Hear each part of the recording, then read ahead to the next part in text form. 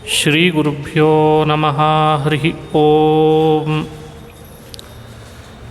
ಶುದ್ಧಾನಂದೋರು ಸಂವಿದ್ಯುತಿಬಲಬಹುಲೌದಾರ್ಯವೀರ್ಯಾದಿದೇಹಂ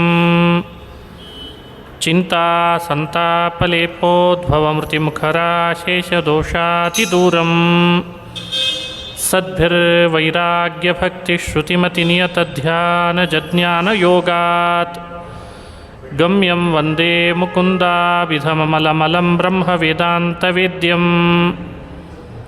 ಅಭ್ರಮಂ ಭಂಗರಹಿತಂ ಅಜಡಂ ವಿಮಲಂ ಸದಾ ಆನಂದತೀರ್ಥಮತುಳಂ ಭಜೆ ತಾಪತ್ರಯಾಪಹಂ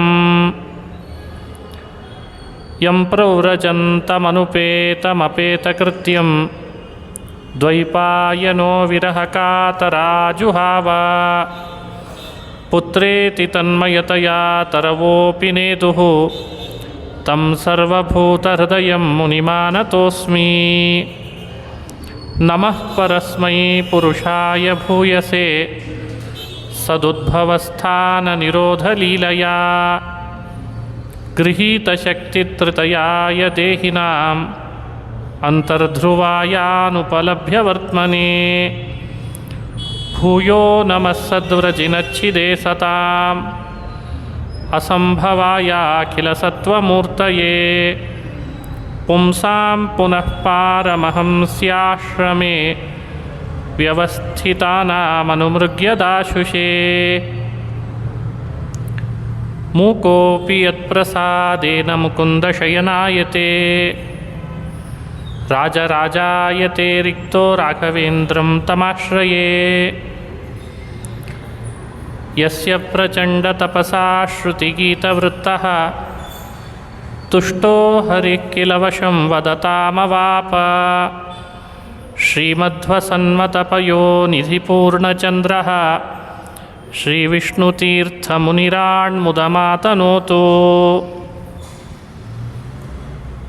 ಶ್ರೀಹರಿವಾಯು ಗುರುಗಳ ಚರಣಾರವಿಂದಗಳಲ್ಲಿ ಭಕ್ತಿಪೂರ್ವಕ ಪ್ರಣಾಮಗಳನ್ನು ಅರ್ಪಿಸಿ, ಶ್ರೀಮದ್ ಭಾಗವತ ಸಾರೋದ್ಧಾರದಲ್ಲಿ ಅರಣ್ಯಕಾಚಾರ್ಯರು ತಿಳಿಸಿದಂತೆ ಭಾಗವತ ಆಗತಿ ಪ್ರಕರಣ, ರಾಜವಿರಾಗ ಪ್ರಕರಣ, ಶುಕ ಆಗಮನ ಪ್ರಕರಣ, ಹೀಗೆ ಪ್ರಕರಣಗಳ ಸಂಖ್ಯೆ, ಪ್ರಕರಣಗಳಲ್ಲಿರುವ ಕೆಲವು ವಿಷಯಗಳನ್ನು ಅನುಸಂಧಾನ ಮಾಡ್ತಾ ಬರ್ತಾ ಇದ್ವಿ. ರಾಜವಿರಾಗ ಪ್ರಕರಣ ಅಂತ ಎರಡನೇ ಪ್ರಕರಣ ಇದು. ಈ ಪ್ರಕರಣದಲ್ಲಿ ನಿನ್ನೆ ದಿವಸ ಒಂದು ವಿಷಯವನ್ನು ಅನುಸಂಧಾನ ಮಾಡಿದ್ವಿ. ರಾಜನಿಗೆ ವೈರಾಗ್ಯ ಬಂತು ಅಂತ ಭಾಗವತದಲ್ಲಿ ಬರ್ತದೆ. ಪರೀಕ್ಷಿತ್ ರಾಜನಿಗೆ ವೈರಾಗ್ಯ ಬಂದದ್ದರ ನಿಮಿತ್ತ ಏನು ಅಂತ ವಿಚಾರ ಮಾಡ್ತಾ ಇದ್ದರು. ಲೋಕದಲ್ಲಿ ಯಾವುದೋ ಒಂದು ಕಾರಣದಿಂದ ಮನುಷ್ಯರಿಗೆ ವೈರಾಗ್ಯ ಬರ್ತದೆ ಅಂತಂದರೆ ಅದು ಸರಿಯಲ್ಲ ಅಂತಾರೆ. ಅದು ನೆಪ ಮಾತ್ರ. ಹಾಗಾಗಿ ಪರೀಕ್ಷಿತ್ ರಾಜನಿಗೆ ವೈರಾಗ್ಯ ಬಂದದ್ದರ ನಿಜವಾದ ಅರ್ಥ ಏನು? ಪ್ರಾರಬ್ಧ ಕರ್ಮ ಅಂತ ವಿವರಣೆ ಮಾಡಿದರು. ವೈರಾಗ್ಯ ಅನ್ನೋದು ಮನುಷ್ಯನ ಒಳಗಿರುವುದು, ಇನ್ಬಿಲ್ಟ್.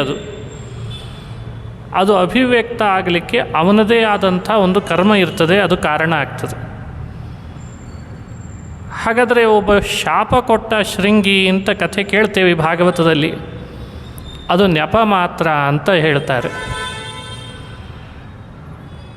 ಅಖಂಡ ಭೂಮಂಡಲದ ಅಧಿಪತಿ ಮಹಾಭಾಗವತನಾದ ಪರೀಕ್ಷಿತ್ ರಾಜನಿಗೆ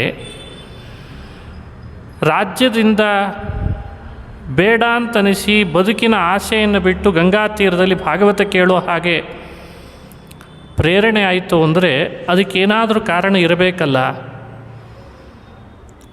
ನಿನ್ನೆ ವಿವರಣೆ ಕೊಡುವಾಗ ಪರೀಕ್ಷಿತ್ ರಾಜ ಅಖಂಡ ಭೂಮಂಡಲ ಅಧಿಪತಿಯಾಗಿದ್ದ, ಮಹಾಭಾಗವತನಾಗಿದ್ದ ಅಂತನ್ಲಿಕ್ಕೆ ಕಲಿ ನಿಗ್ರಹ ಮಾಡಿದ್ದೇ ನಿದರ್ಶನ ಅಂತ ಹೇಳಿದರು. ಆ ಕಲಿ ನಿಗ್ರಹದ ಕಥೆಯಲ್ಲಿಯೂ ವಿವರಣೆ ಮಾಡ್ತಾ ಒಂದು ಸಂದರ್ಭವನ್ನು ಹೇಳಿದರು.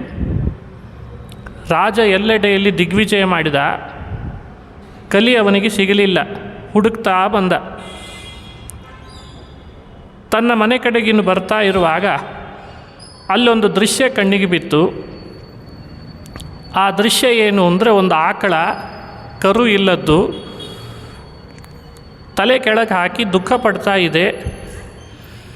ಒಂದು ಎತ್ತಿನ 3 ಪಾದ ಕತ್ತರಿಸಿದಾನೆ, ಇನ್ನೊಂದು ಪಾದ ಜೋತಾಡ್ತಾ ಇದೆ, ಅದನ್ನೂ ಕತ್ತರಿಸ್ಬೇಕು ಅಂತ ಒಬ್ಬ ವೃಷಳ ರಾಜನ ವೇಷ ಹಾಕ್ಕೊಂಡು ಕೈಯಲ್ಲಿ ಆಯುಧವನ್ನು ಧರಿಸಿ ಅದೊಂದು ಎತ್ತಿನ ಇನ್ನೊಂದು ಪಾದ ಕತ್ತರಿಸೋಣ ಅಂತ ನಿಂತಿದ್ದ.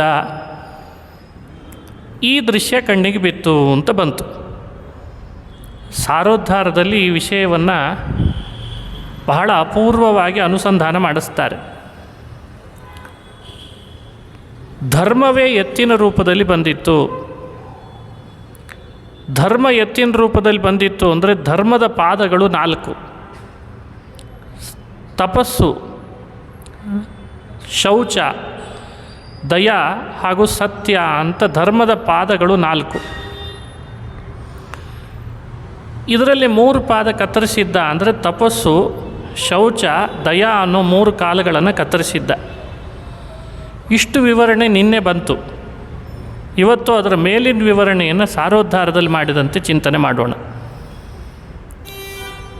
ತಪಸ್ಸನ್ನು ಸ್ಮಯ ಅನ್ನುವಂಥ ಅಧರ್ಮಾಂಗದಿಂದ ನಾಶ ಮಾಡ್ತಾನಂತೆ. ಅಧರ್ಮಕ್ಕೂ 4 ಅಂಗಗಳಿದ್ದಾವೆ ಅಂತಾರೆ.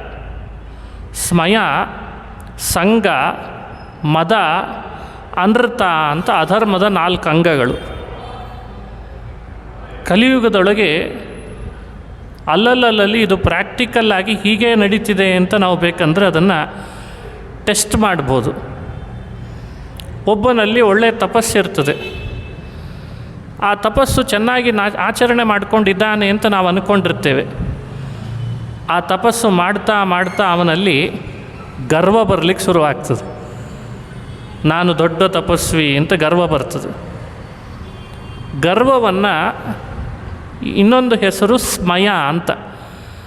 ಮನುಷ್ಯನಿಗೆ ತಪಸ್ಸು ಮಾಡುವಾಗ ಸ್ಮಯ ಅನ್ನುವ ಗರ್ವ ಅವನ ತಪಸ್ಸಿಗೆ ಅದು ಪ್ರತಿಬಂಧಕ ಆಗಿ ಮತ್ತೆ ಮುಂದೆ ತಪಸ್ಸು ಮಾಡದೇ ಇದ್ದಂತೆ ತಡೀತದಂತೆ. ಹೀಗೆ ಅಧರ್ಮದ ವೆಪನನ್ನು ಯೂಸ್ ಮಾಡಿ ಧರ್ಮವನ್ನು ನಾಶ ಮಾಡೋದು ಅಂದರೆ ಹೀಗೆ ಅಂತ ವಿವರಣೆ ಮಾಡ್ತಾರೆ. ಸಂಘ ಅಂತ ಅಧರ್ಮದ 2ನೇ ಅಂಗ. ಮನುಷ್ಯನಿಗೆ ವಿಷಯದ ಆಸಕ್ತಿಯನ್ನು ಸಂಘ ಅಂತ ಕರೀತಾರೆ. ವಸ್ತುಗಳಲ್ಲಿ ಅತಿಯಾದ ಆಸಕ್ತಿ, ಅದೂ ಬೇಕು, ಇದನ್ನೂ ಮುಟ್ಟಬೇಕು, ಅದನ್ನು ತಿನ್ನಬೇಕು, ಇದನ್ನೂ ಮಾಡಬೇಕು ಅಂತ ಸಂಘ. ಅದು ಅವನ ಮನೆಯೊಳಗಿರೋ ಶೌಚ ಅನ್ನೋ ಧರ್ಮಾಂಗವನ್ನು ನಾಶ ಮಾಡ್ತದಂತೆ. ಹಿಂದೆಲ್ಲ ಬಹಳ ಶೌಚವಾಗಿತ್ತು ಅಂತ ಹೇಳ್ತೇವೆ, ತುಂಬ ಶುಚಿರ್ಭೂತರಾಗಿರ್ತಿದ್ರು ಅಂತ. ಕಾಲ ಕಲಿತಾ ಕಲಿಯುಗದ ಪ್ರಭಾವದಲ್ಲಿ ಸಂಘ ಅನ್ನೋ ಅಧರ್ಮದ ವೆಪನನ್ನು ಯೂಸ್ ಮಾಡಿ ಶೌಚ ಅನ್ನುವ ಧರ್ಮಾಂಗವನ್ನು ನಾಶ ಮಾಡಿಬಿಡ್ತಾನೆ ಕಲಿ ಅಂದರೆ ಹೀಗರ್ಥ ಅಂತ. ಅಧರ್ಮದ 3ನೇ ಅಂಗ ಅದೇನೇ ಮದ, ವಿಪರೀತವಾದ ಮದ. ಇವತ್ತು ಮೊದಲಿನ ಬಡತನ ಇಲ್ಲ. ಸಾಕಷ್ಟು ಕಡೆಯಲ್ಲಿ ನೋಡ್ತೇವೆ ನಾವು. ಮೊದಲೊಂದು ಬಡತನ ಅಂದರೆ ಅದಕ್ಕೊಂದು ವಿಶೇಷವಾದಂಥ ವಿವರಣೆನೇ ಕೊಡ್ತಾ ಇತ್ತು. ಶ್ರೀಮಂತ ರಾಷ್ಟ್ರಗಳ ಪಟ್ಟಿಯಲ್ಲಿ ಭಾರತವನ್ನು 6ನೇ ರಾಷ್ಟ್ರ ಅಂತ ವ್ಯವಸ್ಥೆ ಮಾಡ್ತಾರೆ. ಬರ್ತಾ ಬರ್ತಾ ಬಡತನ ಕಡಿಮೆ ಆಗ್ತಿದೆ ಅಂತ. ಯಾಕೆಂದರೆ ನೋಟ್ ಛಾಪ್ಸೋರು ಜಾಸ್ತಿ ಆಗಿದ್ದಾರೆ. ನೋಟಿನ ಪ್ರಿಂಟ್ ಮಾಡೋವಿಕೆ, ಅದರ ಹಿನ್ನೆಲೆ ಇರುವ ಗುಟ್ಟು ಅದೆಲ್ಲ ಸಾಕಷ್ಟು ಚರ್ಚೆ ಇದೆ, ಸದ್ಯಕ್ಕೆ ಬೇಡ. ಇಷ್ಟು ಯೋಚನೆ ಮಾಡಿದರೂ ಕೂಡ ಲೋಕದೊಳಗೆ ಅಷ್ಟು ಸುಲಭವಾಗಿ ಬಡತನ ಎಲ್ಲ ಕಡೆ ಇದೆ ಅಂತ ಇಲ್ಲ ಮೊದಲಿನ ಹಾಗೆ. ಶ್ರೀಮಂತಿಕೆ, ಪದವಿಗಳು, ಪದವಿ ಇಲ್ಲದೇ ಇದ್ದರೂ ಹುಟ್ಟಾಕಾದರೂ ಪದವಿ ಬಂದಿರ್ತದೆ ಈಗ. ಅಂತೂ ಇದೆಲ್ಲ ಮನುಷ್ಯನಿಗೆ ಮದಭರಿತರನ್ನಾಗಿ ಮಾಡ್ತದೆ. ನಾನು ಇಂಥ ಪದವಿಯನ್ನು ಆಳ್ತಿದ್ದೇನೆ. ಈ ಮದ ಮನುಷ್ಯನಿಗೇನು ಮಾಡ್ತದೆ ಅಂದರೆ ಒಳಗಿರುವ ದಯಾ ಅನ್ನೋ ಧರ್ಮಾಂಗವನ್ನು ನಾಶ ಮಾಡಲಿಕ್ಕೆ ಕಾರಣ ಆಗ್ತದೆ. ದಯೆ ನಮ್ಮೆಲ್ಲರೊಳಗೆ ಸಹಜವಾಗಿ ದೇವರಿಟ್ಟಿರ್ತಾನೆ. ಮದ ಅನ್ನೋ ಅಧರ್ಮಾಂಗ ಸೇರಿಕೊಂಡಾಗ ಮನುಷ್ಯನೊಳಗಿರುವ ದಯಾ ಅನ್ನೋ ಧರ್ಮಾಂಗ ನಾಶ ಆಗ್ತದೆ. ಇಲ್ಲಿ ಕಂಡ ದೃಶ್ಯ ತಪಸ್ಸು, ಶೌಚ, ದಯಾ ಇವುಗಳಿಂದಲೇ ಧರ್ಮಾಂಗ ಅಂದರೆ ಆ ಎತ್ತಿನ 3 ಪಾದಗಳು ಸ್ಥಿರವಾಗಿತ್ತು. ಕೃತಯುಗದೊಳಗೆ ಪ್ರತಿಯೊಬ್ಬರಲ್ಲಿಯೂ 4 ಪಾದಗಳಿರ್ತವೆ. ತ್ರೇತಾಯುಗಕ್ಕೆ, ದ್ವಾಪರಕ್ಕೆ ಇಂತಿಷ್ಟು ಪ್ರತಿಶತ ಕಡಿಮೆ ಆಗ್ತಾ ಕಲಿಯುಗದೊಳಗೆ 3 ಪಾದಗಳನ್ನು ಕತ್ತರಿಸಿ ಅನೃತ ಅನ್ನೋ ಮತ್ತೊಂದು ಅಧರ್ಮಾಂಗದಿಂದ ಸತ್ಯ ಅನ್ನೋ ಧರ್ಮಾಂಗವನ್ನು ನಾಶ ಮಾಡಲಿಕ್ಕೆ ನಿಂತಿದ್ದ ಅಂತ ಹೀಗೆ ವಿವರಣೆಯನ್ನು ಕೊಡ್ತಾರೆ. ಇವತ್ತು ಇದನ್ನು ನಾವು ನೋಡ್ತೇವೆ. ಸತ್ಯವನ್ನು ನಾಶ ಮಾಡೋದು ಯಾವಾಗಲೂ ಸುಳ್ಳಿನಿಂದಲೇ ಅಲ್ವೇ? ಸತ್ಯಕ್ಕೆ ಪ್ರಬಲ ವಿರೋಧಿ ಸ್ಥಾನದಲ್ಲಿರೋದು ಯಾವುದು? ಅನೃತ, ಸುಳ್ಳು. ಹಾಗಾಗಿ ಸುಳ್ಳು ಅನ್ನುವ ಆಯುಧ ಹರಿತವಾಗಿ ಸತ್ಯವನ್ನು ನಾಶ ಮಾಡಬೇಕು ಅಂತ ನಿಲ್ತದಂತೆ. ಇಲ್ಲೂ ಹಾಗೆ ನಿಂತಿದ್ದ ಅಂತ ಅರ್ಥ. ಆಕಳ ಇತ್ತು ಅಂದರೆ ಅರ್ಥ ಆಕಳ ಬೇರೆ ಇನ್ಯಾವುದೂ ಅಲ್ಲ. ಇಷ್ಟು ದಿನ ಶ್ರೀಕೃಷ್ಣ ತನ್ನ ಪಾದದ ಚಿಹ್ನೆಯನ್ನು ನನ್ನ ಮೇಲೆ ಮೂಡಿಸಿ ತಾನೇ ನನ್ನನ್ನು ರಕ್ಷಣೆ ಮಾಡ್ತಾ ಮಾಡ್ತಾ ಆನಂದ ಪಡಿಸ್ತಾ ಇದ್ದ. ಮುಂದೆ ಈ ಕಲಿ ತನ್ನ ಅಧರ್ಮದ ಆಯುಧಗಳಿಂದ ಧರ್ಮ ನಾಶ ಮಾಡಿ ಇನ್ಯಾರೋ ಒಬ್ಬ ಏನೂ ದಾರಿ ಇಲ್ಲದ, ನ್ಯಾಯ ಇಲ್ಲದ, ಅನ್ಯಾಯದ ದಾರಿಯಲ್ಲಿರೋ ರಾಜ ನನ್ನನ್ನು ಆಳ್ತಾನಲ್ಲ ಅಂತ ಭೂಮಿ ದುಃಖ ಪಡ್ತಾ ಇತ್ತು ಅಂತ ಅರ್ಥ. ಭೂಮಿ ಗೋರೂಪಳಾಗಿ ಬಂದು ದುಃಖ ಪಡೋದು ಅಂದರೆ ಹೀಗೆ ಅಭಿಪ್ರಾಯ. ಈ ರೀತಿ ಒಂದು ದೃಶ್ಯ ಕಣ್ಣಿಗೆ ಬಿದ್ದಾಗ ರಾಜನಂತೆ ವೇಷ ಹಾಕ್ಕೊಂಡಿದ್ದ ಆ ಕಲಿಯನ್ನು ನೋಡಿ ಪರೀಕ್ಷಿತ್ ರಾಜನಿಗೆ ಬಹಳ ಸಿಟ್ಟು ಬಂತಂತೆ. ನಾನು ಅಖಂಡ ಭೂಮಂಡಲದ ಅಧಿಪತಿ ಅಂತಿದ್ದೇನೆ, ಧರ್ಮರಾಜನ ಸಿಂಹಾಸನದಲ್ಲಿ ಕುಳಿತಿದ್ದೇನೆ, ಕಲಿ ಇಲ್ಲೇ ಇದ್ದಾನಲ್ಲ ನನ್ನ ರಾಜ್ಯದಲ್ಲಿ ಅಂತ ಸಿಟ್ಟು ಬಂದು ಅವನನ್ನು ಕೊಲ್ಲಬೇಕು ಅಂತ ಉದ್ಯುಕ್ತನಾದ. ಆ ಕೂಡಲೇ ಕಲಿ ತನ್ನ ರಾಜನ ವೇಷವನ್ನು ಕೆಳಗೆ ಚೆಲ್ಲಿ ಇವನಿಗೆ ಪಾದಕ್ಕೆ ಬಂದು ಕೈ ಮುಗಿದು ನಮಸ್ಕಾರ ಮಾಡ್ತಾನಂತೆ. ಶರಣಾಗತನಾಗಿದ್ದಾನೆ. ದೀನವತ್ಸಲನಾದ ಪರೀಕ್ಷಿತ್ ರಾಜ ಶರಣು ಬಂದ ಕಲಿಯನ್ನು ಕೊಲ್ಲುವ ಸಂದರ್ಭ ಬರಲಿಲ್ಲ ಆವಾಗ ಅಂತ ಹೇಳ್ತದೆ. ಕಾರಣ ಏನು? ನಾವು ಸಾರೋದ್ಧಾರವನ್ನು ಅಧ್ಯಯನ ಮಾಡ್ತಿದ್ದೇವಾದ್ದರಿಂದ ಸಾರೋದ್ಧಾರದ ದೃಷ್ಟಿಕೋನವನ್ನು ನಿಮ್ಮ ಜೊತೆಯಲ್ಲಿ ಹಂಚಿಕೊಳ್ತೇನೆ. ಇವರು ಕೊಡುವ ಕಾರಣ, ದೀನರಾಗಿ ಯಾರು ಶರಣು ಬರ್ತಾರೆ ಶತ್ರುಗಳಾದರೂ ಅವರಿಗೆ ಅಭಯ ಕೊಡಬೇಕು ಅಂತ ಧರ್ಮ ಹೇಳ್ತದಂತೆ. ಹಾಗಾಗಿ ದೀನನಾಗಿ ಬಂದವನಿಗೆ, ಭಯಭೀತನಾಗಿ ಬಂದವನಿಗೆ ತಲೆ ಕತ್ತರಿಸಿದೆ, ಶಿಕ್ಷೆ ಕೊಟ್ಟೆ, ದಂಡ ಹಾಕಿದೆ ಅಂತ ಮಾಡಬಾರ್ದಂತೆ. ಅದು ರಾಜರಿಗೆ ಶೋಭೆ ತರಲ್ಲ. ಭೀತಾಭಯ ಪ್ರಧಾನ ಅನ್ನೋದು ರಾಜರಿಗೆ ಹೇಳಿರುವಂಥ ದೊಡ್ಡ ಧರ್ಮ. ಆ ಕಾರಣದಿಂದ ಈತ ಅವನಿಗೆ ಅಭಯವನ್ನು ನೀಡಿದ ಅಂತ ಸಾರೋದ್ಧಾರದಲ್ಲಿ ವಿವರಣೆಯನ್ನು ಮಾಡ್ತಾರೆ. ಒಂದು ವಿಷಯವನ್ನು ಉಲ್ಲೇಖ ಮಾಡ್ತಾರವರು. ಸರ್ವವೇದಾಶ್ಚ ಯಜ್ಞಾಶ್ಚ ತಪೋದಾನಾನಿ ಚಾನಘ ಜೀವಾಭಯ ಪ್ರದಾನಸ್ಯ ನಕುರ್ವೀರನ್ ಕಲಾವಪಿ ಅಂತ. ಕಲಾಮಪಿ ನಕುರ್ವೀರನ್. ವೇದಾಧ್ಯಯನ ಮಾಡಬೇಕು, ಬಹಳ ಪುಣ್ಯ ಇದೆ. ಯಜ್ಞಗಳನ್ನು ಮಾಡಬೇಕು, ಬಹಳ ಪುಣ್ಯ ಇದೆ. ತಪಸ್ಸು, ದಾನ ಅವುಗಳನ್ನೆಲ್ಲ ಮಾಡಿದರೆ ಬಹಳ ಪುಣ್ಯ ಇದೆ. ಆದರೆ ಅವುಗಳಿಂದೆಲ್ಲ ಬರುವ ಪುಣ್ಯ, ಭಯಭೀತನಾಗಿ ಒಬ್ಬ ವ್ಯಕ್ತಿ ನಮ್ಮ ಬಳಿಗೆ ಬಂದಾಗ ಅಭಯ ಪ್ರದಾನ ಮಾಡಿದರೆ ಏನು ಪುಣ್ಯ ಬರ್ತದಲ್ಲ ಅಭಯದಾನದಿಂದ, ಆ ಪುಣ್ಯದ ಮುಂದೆ ಅದು ಒಂದು ಕಲೆನೂ ಅಲ್ಲ ಅಂತ ಹೇಳ್ತಾರೆ. ಈ ಒಂದು ಪ್ರಮಾಣಕ್ಕೆ ಅನುಗುಣವಾಗಿ ಅಭಯ ಪ್ರದಾನ ಭಯಭೀತರಾಗಿ ಬಂದವರಿಗೆ ಬಹಳ ಶ್ರೇಷ್ಠ ಅಂತ ಶಾಸ್ತ್ರಗಳು ಸಾರ್ತಾವೆ. ಇದನ್ನು ಬಲ್ಲವನಾದ್ದರಿಂದ ಕ್ಷತ್ರಿಯನಾದ ಪರೀಕ್ಷಿತ್ ರಾಜ ಕಲಿ ಬಹಳ ದೊಡ್ಡ ದುಷ್ಟ ಶತ್ರು ಅಂತ ಗೊತ್ತಿದ್ದರೂ ಅವನಿಗೆ ಅಭಯ ಪ್ರದಾನವನ್ನು ಮಾಡಿದ ಅಂತ ವಿವರಣೆಯನ್ನು ಮಾಡ್ತಾರೆ ಅರಣ್ಯಕಾಚಾರ್ಯರು. ಎಂಥ ಅದ್ಭುತವಾದ ಸಂದೇಶ ನೋಡಬೇಕಿದನ್ನು. ನಾವಿವತ್ತು ನಮ್ಮ ಮನೆಯಲ್ಲಿರೋ ಸದಸ್ಯರು ಭಯಭೀತರಾದ್ರೇ ಅವ್ರ ಬಗ್ಗೆ ದಯೆ ತೋರಲ್ಲ. ಇನ್ನು ಶತ್ರುಗಳಿಗೆ ಯೋಚಿಸಬೇಕಾದ ಸಂದರ್ಭ ಇದೆಲ್ಲ. ಯಾಕಂದರೆ ಅಭಯ ಅನ್ನೋದು ಒಂದು ವಿಶೇಷವಾದ ಧರ್ಮ, ಮನುಷ್ಯ ಪಾಲನೆ ಮಾಡಬೇಕಾದದ್ದು. ಇದನ್ನೇ ಅಲ್ವೇ ಸಕಲ ಪ್ರಾಣಿಗಳ ಬಗ್ಗೆ ಅಹಿಂಸೆಯಿಂದ ಇರಬೇಕು ಅಂತ ಇನ್ನೊಂದು ಅರ್ಥದಲ್ಲಿ ಹೇಳೋದು. ಅಹಿಂಸಾ ಪರಮೋ ಧರ್ಮ ಅನ್ನೋದರಲ್ಲಿ ಇದನ್ನೆಲ್ಲ ವಿವರಣೆ ಮಾಡಿದ್ದಾರೆ. ಈ ಕಾರಣದಿಂದಲೇ ಪರೀಕ್ಷಿತ್ ರಾಜ ಕಲಿಗೆ ಅಭಯವನ್ನು ನೀಡಿದ ಅಂತ ವಿವರಣೆ ಮಾಡಿದರು ಆರಣ್ಯಕಾಚಾರ್ಯರು. ಆದರೆ ಪರೀಕ್ಷಿತ್ ರಾಜ ಕಲಿಗೆ ಹೇಳಿದ್ನಂತೆ, ನೀನು ಅಧರ್ಮ ಬಂಧು ಆಗಿದ್ದಿ. ಅಧರ್ಮ ಬಂಧು ಆದ್ದರಿಂದ ನಿನ್ನಿಂದ ಇಂದಲ್ಲ ನಾಳೆ ನನ್ನ ರಾಜ್ಯದ ಪ್ರಜೆಗಳ ಬುದ್ಧಿ ಕೆಡ್ತದೆ, ಅವರು ಅಧರ್ಮಶೀಲರಾಗ್ತಾರೆ. ನೀನೊಬ್ಬ ಸೇರ್ಕೊಂಡು ರಾಜ್ಯದಲ್ಲಿ ಅಂದರೆ ಮಂತ್ರಿಗಳ ತಲೆ ಕೆಡ್ತದೆ, ಮಂತ್ರಿ ತಲೆ ಕೆಡ್ತು ಅಂದರೆ ರಾಜನ ತಲೆ ಕೆಡ್ತದೆ. ರಾಜ ಅಧರ್ಮಶೀಲನಾದ ಅಂದರೆ ಪ್ರಜೆಗಳೆಲ್ಲರೂ ಅಧರ್ಮಶೀಲರಾಗ್ತಾರೆ. ಹಾಗಾಗಿ ಅಭಯ ಕೊಟ್ಟಿದ್ದೇನೆ ಕಲಿ ನಿನಗೆ, ಆದರೆ ವಾಸ ಇಲ್ಲ, ಅದರಿಂದ ವಾಸ ಮಾಡಬೇಡ ಅಂತ ಹೇಳಿದ್ದಂತೆ. ವಾಸ ಮಾಡಲಿಕ್ಕೆ ಅವಕಾಶ ಇಲ್ಲ, ನೀನು ಹೊರಟು ಬಿಡಿ ಇಲ್ಲಿಗೆ ಅಂತಂದ. ಪರೀಕ್ಷಿತ್ ರಾಜ ವಾಸಕ್ಕೆ ಸ್ಥಳ ಕೊಡಲ್ಲ ಅಂದಾಗ ಕಲಿ ಪುನಃ ಶರಣಾದ.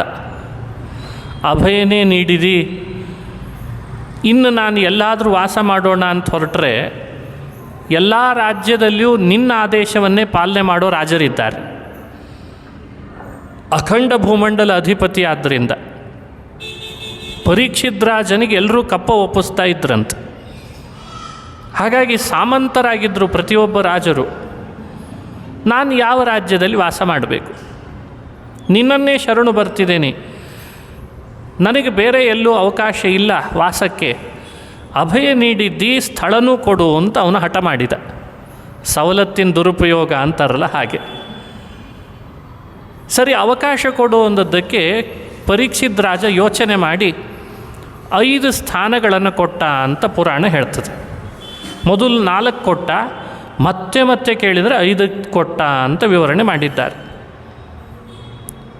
ದ್ಯೂತಂ ಪಾನಂ ಸ್ತ್ರಿಯಸ್ಸೂನಾ ಯತ್ರಾಧರ್ಮಶ್ಚತುರ್ವಿಧ ಪುನಶ್ಚ ಯಾಚಮಾನಾಯ ಜಾತರೂಪಮದಾತ್ ಪ್ರಭು ತಥೋ ಅನೃತಂ ಮದಃ ಕಾಮೋ ರಜೋ ವೈರಂಚ ಪಂಚಮಂ ಅಂತ ಪಂಚಮ ಸ್ಥಾನ 5 ಸ್ಥಾನಗಳನ್ನು ಪರೀಕ್ಷಿತ್ ರಾಜ ನೀಡಿದ ಅಂತ ಭಾಗವತದಲ್ಲಿ ಬಂದದ್ದನ್ನು ಉಲ್ಲೇಖ ಮಾಡಿದರು. ಇದಿಷ್ಟು ಭಾಗವತವನ್ನು ನೋಡಿದಾಗಲೂ ನಮಗೆ ಅನುಸಂಧಾನಕ್ಕೆ ಬರ್ತದೆ ಈ ವಿಷಯ. ಆರಣ್ಯಕಾಚಾರ್ಯರ ವೈಶಿಷ್ಟ್ಯ ಏನು ಅನ್ನೋದು ಇಲ್ಲಿ ಮತ್ತೆ ತಿಳಿಯುತ್ತದೆ ಸಾರೋದ್ಧಾರದಲ್ಲಿ. ಆರಣ್ಯಕಾಚಾರ್ಯರು ವಿಚಾರ ಮಾಡ್ತಾರೆ, ಇದೆಲ್ಲ ಸರಿ, ಇದರಿಂದ ಅವನು ಅಖಂಡ ಭೂಮಂಡಲದ ಅಧಿಪತಿಯಾಗಿದ್ದ ಸರಿ, 5 ಸ್ಥಾನಗಳನ್ನು ಅವನಿಗೆ ನಿರ್ದೇಶ ಮಾಡಿ ಅವನ ನಿಗ್ರಹ ಮಾಡಿದ ಅಂತ ಹೇಳೋದು ಸರಿ, ಅಭಯವನ್ನು ಪ್ರದಾನ ಮಾಡಿದ, ಅದು ಬಹಳ ಶ್ರೇಷ್ಠ ಆದ ಕಾರಣ ಅನ್ನೋದು ಸರಿ. ಆದರೆ ಪರೀಕ್ಷಿತನ ಬಗ್ಗೆ ನಮಗೆ ಬರೋದೇನು ಪ್ರಶ್ನೆ ಅಂದರೆ, ದೊಡ್ಡ ರಾಜನಾಗಿ ಅವನನ್ನು ಕೊಂದು ಬಿಟ್ಟಿದ್ರೆ ಆಗ್ತಿತ್ತಲ್ಲ ಅಂತ ಪ್ರಶ್ನೆ ಬರ್ತದೆ. ಕೊಲ್ಲದೇ ಬಿಟ್ಟಿದ್ದು ಸರಿಯಾಗಲಿಲ್ಲ. ಒಬ್ಬ ರಾಜನಾಗಿ ತಪ್ಪಿತಸ್ಥ ಕೈಗೆ ಸಿಕ್ಕಾಗಲೂ ಕೊಲ್ಲದೇ ಬಿಡೋದು ಉಚಿತನಾ? ಮೇಲಾಗಿ ಅವನಿಗೆ ಸ್ಥಾನವನ್ನು ಬೇರೆ ಕೊಡೋದು ಉಚಿತನಾ? ಉಗ್ರಗಾಮಿಗಳಿಗೆ ನೀನೇ ಮನೆಗೆ ಬಾಪ ಅಂತ ಹೇಳಿ ಇವರೇ ಒಂದು ಕೊಠಡಿ ನಿರ್ಮಾಣ ಮಾಡಿ ದಿನನಿತ್ಯ ಅವನಿಗೆ ಅನ್ನದಾನದ ವ್ಯವಸ್ಥೆ ಮಾಡಿದ ಹಾಗೆ ಆಯ್ತು. ಪರೀಕ್ಷಿತನಂಥ ಒಬ್ಬ ರಾಜನಿಗೆ ಕಲಿಗೆ ಸ್ಥಾನ ಕೊಡೋದು, ಕಲಿಯನ್ನು ಕೊಲ್ಲದೇ ಬಿಡೋದು, ಇದು ಶೋಭಿಸ್ತದ ಅಂತ ಚರ್ಚೆ ಮಾಡ್ತಾರೆ ಆರಣ್ಯಕಾಚಾರ್ಯ. ಇದಕ್ಕೆ ಅವ್ರು ಕೊಟ್ಟ ಉತ್ತರ ಬಹಳ ಅಪೂರ್ವವಾದದ್ದು. ಅವರು ಹೇಳ್ತಾರೆ, ರಾಜ ಒಂದು ವೇಳೆ ಕಲಿನೇನಾದರೂ ಅಂದೇ ಖಡ್ಗದಿಂದ ಕತ್ತರಿಸಿದ್ರೆ, ಕೊಂದಿದ್ರೆ ಸಜ್ಜನರಿಗೆ ಬಹಳ ದುಃಖ ಆಗ್ತಿತ್ತು. ಸಜ್ಜನರಿಗೆ ದುಃಖ ಕೊಡೋ ಕೆಲಸ ಮಾಡಿದರೆ ರಾಜ ಬುದ್ಧಿವಂತನಾಗಲ್ಲ, ದಡ್ಡ ಅನ್ನಿಸ್ಕೊಳ್ತಾನೆ. ಅದಕ್ಕೆ ಆ ಕೆಲಸ ಪರೀಕ್ಷಿತ್ ಮಾಡಲಿಲ್ಲ ಅಂತ ಉತ್ತರ ಕೊಟ್ಟಿದ್ದಾರೆ. ರಾಜರಾದವರಿಗೆ ಸಜ್ಜನರಿಗೆ ಯಾವಾಗಲೂ ಕ್ಷೇಮ ಆಗುವಂತೆ ಯೋಚನೆ ಮಾಡಬೇಕು, ಯೋಜನೆಗಳನ್ನು ಅಂಥದ್ದು ರೂಪಿಸಬೇಕು ಅಂತಿದೆ ರಾಜರಾದವರು. ಒಂದು ಯೋಜನೆ ರೂಪಿಸೋದ್ರಿಂದ ಸಾವಿರಾರು ಜನ ಸಜ್ಜನರಿಗೆ ವೃತ್ತಿ ಕಲ್ಪಿಸ್ಲಿಕ್ಕೆ ಬರ್ತದೆ ಅಂದರೆ ಅಂಥ ಯೋಜನೆ ರೂಪಿಸ್ಬೇಕಂತ. ಬರೀ ತಮ್ಮ ಕುಟುಂಬ ಪೋಷಣೆ ಯೋಜನೆ ರೂಪಿಸ್ಕೊಳ್ಬಾರ್ದು, ಅದು ರಾಜರಿಗೆ ಶೋಭೆ ತರಲ್ಲ. ರಾಜನಾದವನು ಅಂಥ ಕಾರ್ಯ ಮಾಡಬೇಕು, ಯಾವುದು ಸಜ್ಜನರಿಗೆ ಇಷ್ಟವೋ ಅಂಥ ಕೆಲಸವನ್ನು ಮಾಡಬೇಕು. ಆಗ ರಾಜ ಪ್ರೇಕ್ಷಾವಾನ್ ಅಂತ ಕರೆಸ್ಕೊಳ್ತಾನೆ. ಒಂದು ವೇಳೆ ಇವನು ಮಾಡೋ ಕೆಲಸ ಸಜ್ಜನರಿಗೆ ಅನಿಷ್ಟ ಅಂತ ಅನಿಸಿದ್ರೆ ಅಂಥ ಕೆಲಸವನ್ನು ಮಾಡದೇ ಬಿಡಬೇಕು. ಆ ಕಾರಣದಿಂದಲೇ ಇವನು ಕಲಿಯನ್ನು ಹನನ ಮಾಡಲಿಲ್ಲ. ಕಲಿನ ಕೊಂದಿದ್ರೆ ಸಜ್ಜನರಿಗೆ ಅದು ಅನಿಷ್ಟ ಆಗ್ತಾ ಇತ್ತು ಅಂತ ವಿವರಣೆ ಮಾಡ್ತಿದ್ದಾರೆ. ಯಾಕೆ? ಕಲಿಗೂ ಸಜ್ಜನರಿಗೂ ಬಹಳ ನಂಟಸ್ತಿಕೆ ಇದೆ ಅಂತಾರೆ. ಕಲಿಗೆ ಸಜ್ಜನರಿಗೆ ನಂಟಸ್ತಿಕೆ ಅಂದರೆ ಯಾವ ತರಹ? ಬ್ರೇಕಿಂಗ್ ನ್ಯೂಸ್ ಇದ್ದಾಗಿದೆ ಇದು ವಿಷಯ, ಸ್ಫೋಟಕವಾದ ವಿಷಯ ಅಂತಾರಲ್ಲ ಹಾಗೆ. ಕಲಿಹಿ ಸತಾಂ ಇಷ್ಟ ಅಂತ ಅಂದ್ಬಿಟ್ಟಿದ್ದಾರೆ. ಕಲಿ ಸಜ್ಜನರಿಗೆ ಬಹಳ ಇಷ್ಟ ಅಂತೆ. ಇದೇ ನೋಡಿ ಬುದ್ಧಿವಂತರ ಲಕ್ಷಣ. ಅವರ ವಿಮರ್ಶೆಯ ದೃಷ್ಟಿ ಎಂಥವನನ್ನು ಆಕರ್ಷಣೆ ಮಾಡ್ತದೆ. ಅದಕ್ಕೇನೆ ಯಾಕೆ ಕಲಿ ಯಾಕೆ ಇಷ್ಟನಾಗ್ತಾನೆ ಸಜ್ಜನರಿಗೆ? ಬಹಳಷ್ಟು ಪುಣ್ಯ ತಂದು ಕೊಡಲಿಕ್ಕೆ ಸಾಧನನಾಗಿದ್ದಾನೆ, ಅದಕ್ಕೆ ಕಲಿ ಇಷ್ಟ ಅಂತ ವಿವರಣೆ ಕೊಡ್ತಾರೆ. ಬಹುಫಲ ಸಾಧನತ್ವಾತ್ ಕಲಿಹಿ ಸತಾಂ ಇಷ್ಟ ಅಂತಂದರು. ಯಾವ ರೀತಿಯಾಗಿ ವಿಮರ್ಶೆ ಮಾಡಿದರು ಅಂದರೆ, ಭಾಗವತದಲ್ಲೇ ಒಂದು ಮಾತು ಬರ್ತದೆ. ಕಲಿಂ ಸಭಾ ಜಯಂತ್ಯಾರ್ಯಾ ಗುಣಜ್ಞಾ ಸಾರಭಾಗಿನಃ ಯತ್ರ ಸಂಕೀರ್ತನೇನೈವ ಸರ್ವಸ್ವಾರ್ಥೋಪಿ ಲಭ್ಯತೆ ಕೃತಾದಿಷು ಜನಾರಾಜನ್ ಕಲಾವಿಚ್ಛಂತಿ ಸಂಭವಂ. ಅವರು ಉದಾಹರಿಸಿದಂಥ ಭಾಗವತ ವಚನಗಳಿವು. ಅದರ ಸಾರ ಏನು ಅಂತ ಹೇಳ್ತೇನೆ. ಸಜ್ಜನರು ಕಲಿಯನ್ನು ಬಹಳ ಗೌರವದಿಂದ ನೋಡ್ತಾರೆ. ಯಾಕೆ ಅಂದರೆ ಬಹುದೋಷಗಳಿರುವ ಕಲಿಯುಗದೊಳಗೂ ಒಂದು ಅಪೂರ್ವ ಗುಣ ಇದೆ ಅನ್ನೋದನ್ನು ಅವರು ಕಂಡುಕೊಂಡಿದ್ದಾರೆ. ಏನದು ಗುಣ?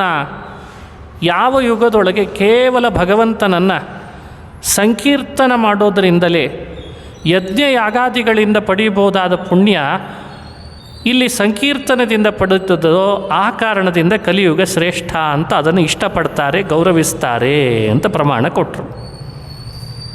ಕೃತಯುಗದ ಸಜ್ಜನರು ಕಲಿಯುಗದಲ್ಲಿ ಹುಟ್ಟನ್ನು ಅಪೇಕ್ಷಿಸ್ತಿರ್ತಾರೆ. ದೇವರ ಬಳಿಗೆ ಬಂದು, ದೇವರೇ ಈ ಬಾರಿ ಏನೋ ಕೃತಯುಗದಲ್ಲಿ ಹುಟ್ಟಿಸಿದ್ದಿ, ಮುಂದೆ ನಮ್ಮನ್ನು ಭೂಮಿಯಲ್ಲಿ ಹುಟ್ಟಿಸೋದಾದರೆ ಕಲಿಯುಗದಲ್ಲಿ ಹುಟ್ಟಿಸು ಅಂತ ಬೇಡ್ತಾರೆ. ಆ ಕಾರಣದಿಂದಲೂ ಕಲಿಯುಗ ಶ್ರೇಷ್ಠ ಅಂತ ಹೇಳ್ತಾರೆ. ಯಾಕೆ? ಕಲಿಯುಗದಲ್ಲಿ ಅಂಥ ಒಂದು ಮರ್ಮ ಇದೆ ಅಂತ ಅವರು ಅರ್ತಿದ್ದಾರೆ. ಇದೇ ನೋಡಿ ಅವರು ಕಂಡುಕೊಂಡ ಸತ್ಯ. ಯತ್ರ ಸಂಕೀರ್ತಿತೋ ನೃಣಾಂ ಹರಿರ್ದಾಸ್ಯತ್ಯಸಂಭವಂ. ಕಲಿಯುಗದ ಸಜ್ಜನರು ದೇವರನ್ನು ಸಂಕೀರ್ತನ ಮಾಡ್ತಾರೆ. ಕ್ಷಣ ಬಿಡದೆ ದೇವರನ್ನು ಸಂಕೀರ್ತನ ಮಾಡ್ತಾ ಇದ್ದರೆ ಮತ್ತೆ ಸಂಸಾರದಲ್ಲಿ ಬರದೇ ಇರುವಂತ ಆಗಿಬಿಡ್ತದೆ. ಇದು ಕಲಿಯುಗಕ್ಕಂಥ ಶಕ್ತಿ ಇದೆ.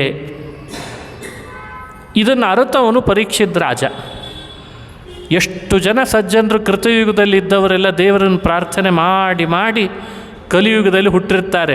ದೇವರ ಸಂಕೀರ್ತನ ಮಾಡಿ ಬೇಗ ಪುಣ್ಯ ಗಳಿಸೋಣ ಅಂತ. ಕಲಿಯನ್ನೇ ಕೊಂದುಬಿಟ್ರೆ ಕಲಿಯುಗ ಇಲ್ಲ ಅಂತಾಗಿ ಎಲ್ಲ ಸಜ್ಜನರ ಮನಸ್ಸಿಗೆ ಏನು ಮಾಡಿದಾಗಾಗ್ತದೆ? ಅನಿಷ್ಟವನ್ನು ಉಂಟು ಮಾಡಿದಾಗಲ್ವೇ? ಪ್ರೇಕ್ಷಾವಂತನಾದ ಪರೀಕ್ಷಿತ್ ರಾಜ, ಪ್ರಜ್ಞಾವಂತನಾದ ಮಹಾನುಭಾವ ಸಜ್ಜನರು ಯಾವುದನ್ನು ಬಯಸ್ತಿದ್ದಾರೆ ಅನ್ನೋದನ್ನು ಅರ್ಥದ್ರಿಂದಲೇ ಕಲಿಯನ್ನು ಕೂಡ ತಾನು ಕೊಲ್ಲಿಲ್ಲ, ಕೇವಲ ಅವನನ್ನು ನಿಗ್ರಹ ಮಾತ್ರ ಮಾಡಿದ ಅಂತ ವಿಷಯವನ್ನು ಇಲ್ಲಿ ಸಂಗ್ರಹ ಮಾಡಿ ಅನುಸಂಧಾನ ಮಾಡಿಸ್ತಾರೆ. ನಾನು ದ್ವೇಷ್ಟಿ ಕಲಿಂ ರಾಜನ್ ಕಲಿಂ ಸಮ್ರಾಟ್ ಸಾರಂಗ ಇವ ಸಾರಭುಕ್ ಕುಶಲಾನ್ಯಾಶು ಸಿದ್ಧಂತಿ ನೇತರಾಣಿ ಕೃತಾನಿಯತ್ ಅಂತ ಪ್ರಮಾಣವನ್ನು ಉದಾಹರಿಸ್ತಾರೆ. ಇದು ಆರಣ್ಯಕಾಚಾರ್ಯರ ದೃಷ್ಟಿಕೋನ. ಈ ದೃಷ್ಟಿಕೋನವನ್ನು ಚೆನ್ನಾಗಿ ನಾವು ಮನನ ಮಾಡಿದಾಗ ನಮಗೆ ಬರುವ ಸಂದೇಶ ಏನು ಅಂತ ಗೊತ್ತಾಗ್ತದೆ. ಯಾಕೆ ಕಲಿಯುಗದೊಳಗೆ ಭಗವಂತ ಸಂಕೀರ್ತನ ಮಾತ್ರದಿಂದ ಪ್ರಸನ್ನನಾಗ್ತಾನೆ? ಯಜ್ಞ ಯಾಗಾದಿಗಳಿಂದ ಗಳಿಸ್ಬೋದಾದ ಪುಣ್ಯವು ಸಂಕೀರ್ತನದಿಂದ ಯಾಕೆ ಕೊಡ್ತಾನೆ? ಒಬ್ಬ ಹಿರಿಯರು ಹೇಳ್ತಾರೆ, ಇದು ಅರ್ಥಶಾಸ್ತ್ರದ ಉದಾಹರಣೆ. ಲೋಕದಲ್ಲಿ ಯಾವಾಗಲೂ ಬೇಡಿಕೆ ಜಾಸ್ತಿ ಇದ್ದು ಪ್ರೊಡಕ್ಷನ್ ಕಡಿಮೆ ಇದ್ದರೆ ಆ ಪ್ರಾಡಕ್ಟಿಗೆ ಮೌಲ್ಯ ಜಾಸ್ತಿ ಕೊಡ್ತಾರೆ. ಯಾಕೆ? ಬೇಡಿಕೆ ಜಾಸ್ತಿ ಇದೆ, ಪ್ರೊಡಕ್ಷನ್ ಮಾತ್ರ ಕಡಿಮೆ ಇದೆ. ಆವಾಗ ಆ ಪ್ರಾಡಕ್ಟಿಗೆ ಮೌಲ್ಯ ಜಾಸ್ತಿ ತಾನೇ. ಮತ್ತು ನೀವೇ ಇದನ್ನು ಲೋಕದಲ್ಲಿ ಕಂಡುಕೊಂಡಿದ್ದೀರಿ. ಹಾಗೆ ಕಲಿಯುಗದೊಳಗೆ ಪುಣ್ಯದ ಬೇಡಿಕೆ ಜಾಸ್ತಿ, ಆದರೆ ಪುಣ್ಯದ ಪ್ರೊಡಕ್ಷನ್ ಮಾತ್ರ ಕಡಿಮೆ. ಅದಕ್ಕೆ ಪುಣ್ಯದ ಕೆಲಸಕ್ಕೆ ಭಗವಂತ ಮೌಲ್ಯ ಜಾಸ್ತಿ ಕೊಡ್ತಾನೆ ಕಲಿಯುಗದಲ್ಲಿ ಅಂತ ಹಿರಿಯರು ಹೇಳ್ತಾರೆ. ಇದನ್ನು ಅನುಸಂಧಾನ ಮಾಡಿದ ಸಜ್ಜನರು ಮೇಲಿಂದ ಮೇಲೆ ಕಲಿಯುಗದಲ್ಲಿ ಹುಟ್ಟೋಣ, ಯಾಕೆ ಅಂದರೆ ಸಣ್ಣ ಸಣ್ಣ ಪುಣ್ಯದ ಕೆಲಸ ಮಾಡಿದರೂ ದೊಡ್ಡ ದೊಡ್ಡ ಫಲ ಪಡಲಿಕ್ಕೆ ಅವಕಾಶ ಇದೆಯಲ್ಲ ಅಂತಾರೆ. ಇನ್ನೊಂದು ಉದಾಹರಣೆ ಕೊಡ್ಬೋದು, ಅದು ಎಷ್ಟರ ಮಟ್ಟಿಗೆ ಸರಿಯೋ ನೀವೇ ನೋಡ್ಕೊಳ್ಬೋದು. ಈಗ ಹಬ್ಬ ಗಿಬ್ಬ ಬಂತು ಅಂದರೆ ಶ್ರಾವಣ ಮಾಸ ಅಂದ ಕೂಡಲೇ 1 ತೊಗೊಂಡ್ರೆ 2 ಫ್ರೀ ಅಂತ ಇಟ್ಟಿರ್ತಾರೆ. ನೀವು 1 ಶರ್ಟ್ ತೊಗೊಂಡ್ರೆ 2 ಪ್ಯಾಂಟ್ ಫ್ರೀ ಅಂತೆ, 1 ಟಿ ವಿ ತೊಗೊಂಡ್ರೆ 2 ಮಿಕ್ಸಿ ಫ್ರೀ ಅಂತ ಇಟ್ಟಿರ್ತಾರೆ. ಅಂದರೆ ಇದ್ರದ್ದು ಉದ್ದೇಶ ಏನೋ ಬೇರೆ ಇರಲಿ, ಪರವಾಗಿಲ್ಲ. ಆದರೆ ಮಾರ್ಕೆಟಿಂಗ್ ವ್ಯವಸ್ಥೆಗಳೇ ಹೀಗಿರಬೇಕಾದ್ರೆ ಇನ್ನು ಭಗವಂತ ಜಗತ್ತನ್ನು ಸೃಷ್ಟಿ ಮಾಡಿದ ಶ್ರೀಹರಿ ಕೃತತ್ರೇತಾ ದ್ವಾಪರಗಳಲ್ಲೆಲ್ಲ ತನ್ನ ಭಕ್ತರು ಬಹಳ ಆಯಾಸಪಟ್ಟು ಪುಣ್ಯವನ್ನು ಸಂಪಾದಿಸ್ತಾ ಇದ್ದವರನ್ನು ಕಂಡು ಕಲಿಯುಗದಲ್ಲಿ ಹುಟ್ಟಿಸಿ ಒಂದು ಕೆಲಸ ಮಾಡಿರಿ, ಆ ಯುಗಗಳಲ್ಲಿ ಕಷ್ಟಪಟ್ಟಷ್ಟು ಈಗ ಬೇಡ, ತ್ವರೆ ಮಾಡಿ ಬನ್ನಿ ಅಂತ ಕರಿತಾನಂತೆ. ತ್ವರೆ ಮಾಡಿ ಬನ್ನಿ, ಕಲಿಯುಗದ ಆಫರ್ ಇದು. ಕೃತಯುಗ ತ್ರೇತಾಯುಗದಲ್ಲಿ ಇಲ್ಲದೇ ಇರೋ ಆಫರನ್ನು ಕಲಿಯುಗದಲ್ಲಿ ಕೊಟ್ಟಿದ್ದೇನೆ. ಭಗವಂತನ ಸಂಕೀರ್ತನ ಮಾಡಿರಿ. 10 kg ಬರ್ತಿತ್ತು ಮೊದಲು ಪುಣ್ಯ, ಈಗ 40 kg ತಗೊಳ್ರಿ ಅಂತಾನೆ. ಇದು ಭಗವಂತ ಇಟ್ಟದ್ದು. ಇವತ್ತೆಲ್ಲ ಅದೇ ಅಲ್ವೇ ನಮಗೆ ಬೇಕಾಗಿರೋದು. ಸಣ್ಣ ಪುಂಟ ವ್ಯಾಪಾರಗಳ ಅಂಗಡಿಗಳ ಮಳಿಗೆಗೆ ಯಾರು ಹೋಗ್ತಾರೆ? ಬಿಗ್ ಬಜಾರ್ಗಳಿಗೆ ಹೋಗ್ತೇವೆ ನಾವಿವಾಗ. ಯಾಕೆ ಅಂದರೆ 1 kg ಸಕ್ಕರೆ ತೊಗೊಂಡ್ರೆ 2 kg ಫ್ರೀ ಕೊಡ್ತಾನಂತೆ. ಇದೇ ಇವನಿಗೆ ಹೀಗಿದೆ ಅಂದರೆ ಭಗವಂತ ಹೇಗಿರಬೇಡ ಅಂತ. ಈ ಅಭಿಪ್ರಾಯವನ್ನು ಇಲ್ಲಿ ಆರಣ್ಯಕಾಚಾರ್ಯರು ಮನದಟ್ಟು ಮಾಡಿಸಿ, ಪರೀಕ್ಷಿತ್ ರಾಜ ಒಬ್ಬ ಪ್ರೇಕ್ಷಾವಂತ, ಪ್ರಜ್ಞಾವಂತ, ಸಜ್ಜನರಿಗೆ ಉಪಕಾರ ಮಾಡಿದವ, ಆ ಕಾರಣದಿಂದ ಕಲ್ಲಿನ ಹನನ ಮಾಡಲಿಲ್ಲ ಅನ್ನೋದು ಸೂಕ್ತವೇ ಅಂತ ವ್ಯಾಖ್ಯಾನ ಮಾಡ್ತಾರೆ. ಇಂಥ ಕಲಿ ನಿಗ್ರಹದ ಕಥೆಯನ್ನು ಶ್ರವಣ ಮಾಡಿದರೆ ಅದರಿಂದ ಪುಣ್ಯನೂ ಇದೆ, ಮಹಾಪುಣ್ಯನೂ ಇದೆ. ಇನ್ನೂ ಒಂದು ವಿಶೇಷತೆ, ಕಲಿ ಅಂದರೆ ಯಾರು? ಇವನು ಆಂತರಿಕ ಶತ್ರು. ಆಂತರಿಕ ಶತ್ರುವಾದವನನ್ನು ನಿಗ್ರಹಿಸಿದ ಪರೀಕ್ಷಿತ್ ರಾಜ ಅಂತ ಹೇಳಿದ್ರಿಂದ ಆಂತರಿಕ ಶತ್ರುವನ್ನೇ ನಿಗ್ರಹಿಸಿದವನಿಗೆ ಬಾಹ್ಯ ಶತ್ರುವನ್ನು ಗೆಲ್ಲಿಕ್ಕಾಗಲ್ವೇ? ಹಾಗಾಗಿ ಭಾಗವತ ಕಲಿನ ನಿಗ್ರಹಿಸಿದ ಪರೀಕ್ಷಿತ ಅಂತ ಕಥೆ ಹೇಳಿ ಬಾಹ್ಯ ಶತ್ರುಗಳನ್ನೂ ಗೆದ್ದಿದ್ದ ಅನ್ನೋದನ್ನು ಸೂಚನೆ ಮಾಡಿ ಅವನು ಅಖಂಡ ಭೂಮಂಡಲಾಧಿಪತಿ ಅನ್ನೋದನ್ನು ಇದರಿಂದ ಸಮರ್ಥಿಸಿದೆ ಅಂತ ವ್ಯಾಖ್ಯಾನ ಮಾಡ್ತಾರೆ. ಲೋಕದಲ್ಲಿ ಒಳಗಿನ ಶತ್ರುಗಳನ್ನು ಗೆಲ್ಲಿಕ್ಕಾಗದೇ ಇದ್ದವನು ಹೊರಗಿನ ಶತ್ರುವನ್ನು ಗೆಲ್ತಾನ? ಇವನು ಒಳಗಿನ ಶತ್ರುವನ್ನೇ ಗೆದ್ದಿದ್ದ, ಆದ್ದರಿಂದ ಅಖಂಡ ಭೂಮಂಡಲಾಧಿಪತಿಯಾಗಿದ್ದ ಅನ್ನೋದನ್ನು ಸ್ಪಷ್ಟಪಡಿಸಿಬಿಟ್ರು. ಅದರಿಂದಲೇ ಮಹಾಭಾಗವತ ಅನ್ನೋದನ್ನು ಸಮರ್ಥನೆ ಮಾಡಿದರು. ಅಖಂಡ ಭೂಮಂಡಲಾಧಿಪತಿತ್ವಂ ಮಹಾಭಾಗವತತ್ವಂಚ ಆಂತರಶತ್ರು ನಿಗ್ರಹ ಕಥಾಕಥನೇನ ಅತ್ರ ಉಪಪಾದಿತಂ ಅಂತ ಆರಣ್ಯಕಾಚಾರ್ಯರು ಅಪೂರ್ವವಾದ ವಿಷಯವನ್ನು ಅನುಸಂಧಾನ ಮಾಡಿಸ್ತಾರೆ. ಇದು ನಮಗೆ ಕೊಡುವ ಮತ್ತೊಂದು ಸಂದೇಶ. ನಾವು ಹೊರಗಿನವ್ರನ್ನ ಗೆಲ್ಲಲಿಕ್ಕೆ ಬಹಳ ಪ್ರಯಾಸ ಪಡ್ತಿದ್ದೇವೆ ಇವತ್ತು. ಹೊರಗಿಂದನ್ನು ಆಮೇಲೆ ಗೆಲ್ಲು, ಒಳಗಿಂದನ್ನು ಗೆದ್ದು ಬಿಡು, ಹೊರಗಿಂದನ್ನು ತಾನಾಗೇ ಗೆಲ್ಲಿಕ್ಕೆ ಬರ್ತದೆ. ಅಂದರೆ ನೀನು ಅಧಿಪತಿಯಾಗಿ ಆಳ್ಲಿಕ್ಕಾಗ್ತದೆ ಎಲ್ಲರನ್ನ, ಒಳಗಿಂದ ಗೆಲ್ಲದ ಹೊರತು ಎಲ್ಲರಿಗೆ ದಾಸನಾಗಿರಬೇಕಾಗ್ತದೆ. ಈ ಸಂದೇಶವನ್ನು ಈ ಕಥೆಯಿಂದ ನಮಗೆ ಅನುಸಂಧಾನ ಮಾಡಿಸ್ತಾರೆ. ಉಪವರ್ಣಿತ ಮೇತದ್ವಹ ಪುಣ್ಯಂ ಪಾರೀಕ್ಷಿತಂ ಮಯಾ. ಈ ಕಥೆಯನ್ನು ಕೇಳೋದ್ರಿಂದ ಮಹಾಪುಣ್ಯನೂ ಇದೆ, ಈ ಥರದ ಸಂದೇಶನೂ ಇದೆ, ಕಲಿಯುಗದ ಮಹತ್ವನೂ ತಿಳಿತದೆ. ಸಂಕೀರ್ತನ ನಿರಂತರ ನಾವು ಮಾಡಬೇಕು ಅಂತ ಅದರಲ್ಲಿ ಹೆಚ್ಚು ಆದರನೂ ಹುಟ್ಟುತ್ತದೆ. ಇದೆಲ್ಲ ಈ ರೀತಿ ವ್ಯಾಖ್ಯಾನ ಮಾಡಿ ನಮಗೆ ಆರಣ್ಯಕಾಚಾರ್ಯರು ಸಂದೇಶ ಕೊಡ್ತಾರೆ. ಯಾಕಂದರೆ ನಮಗೇನಾಗಿರ್ತದೆ, ಭಾಗವತ ಬಾರಿ ಬಾರಿ ಶ್ರವಣ ಮಾಡಿರ್ತೀವಿ, ಯಾವ ವಿಷಯವನ್ನು ಹೇಗೆ ಎಕ್ಸ್ಟ್ರ್ಯಾಕ್ಟ್ ಮಾಡಿ ಎಲ್ಲಿ ಅದನ್ನು ಮುಟ್ಟಿಸ್ಕೊಳ್ಬೇಕು ಅಂತ ಗೊತ್ತಿರಲ್ಲ. ಆರಣ್ಯಕಾಚಾರ್ಯರು ಬಾರಿ ಬಾರಿ ಭಾಗವತವನ್ನು ಅಧ್ಯಯನ ಮಾಡಿದ್ರಿಂದ ಪ್ರತಿ ವಿಷಯವನ್ನು ಇದು ಹೀಗೆ ಅರ್ಥೈಸ್ಕೊಳ್ಬೇಕು, ಇದು ಹೀಗೆ ಅರ್ಥೈಸಿ ನಿಶ್ಚಯಿಸ್ಕೊಳ್ಬೇಕು ಅಂತ ಅದೇ ತಮ್ಮ ಸಾರೋದ್ಧಾರದಲ್ಲಿ ಮಾಡಿಕೊಟ್ಟದ್ದವರು. ಸರಿ, ಕಲಿ ನಿಗ್ರಹದ ಕಥೆಯನ್ನು ಕೇಳಿದ್ವಿ, ಸಂದೇಶವನ್ನು ತಿಳಿದ್ವಿ. ಈಗ ಮತ್ತೆ ಪ್ರಶ್ನೆ ಉಳಿದದ್ದೇನು?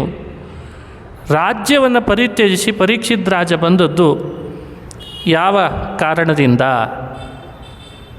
ಅದಕ್ಕೆ ಉತ್ತರ ಕೊಡುವಾಗ ಕಥೆ ಹೀಗಿದೆ ಭಾಗವತದಲ್ಲಿ ಅಂತ ನಿರೂಪಣೆ ಮಾಡ್ತಾರೆ.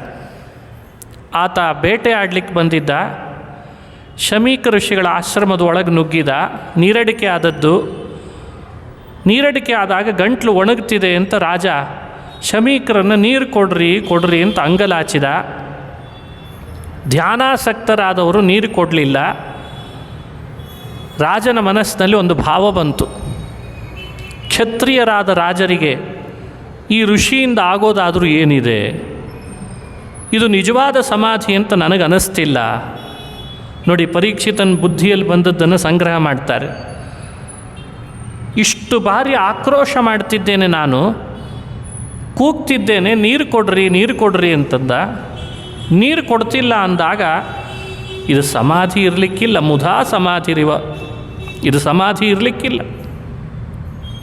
ಇವನಿಂದ ಆಗೋದಾದರೂ ನಮಗೇನಿದೆ. ಆ ಬಿಲ್ಲಿನ ತುದಿಯಿಂದ ಅಲ್ಲಿ ಸತ್ತ ಹಾವು ಬಿದ್ದಿತ್ತು.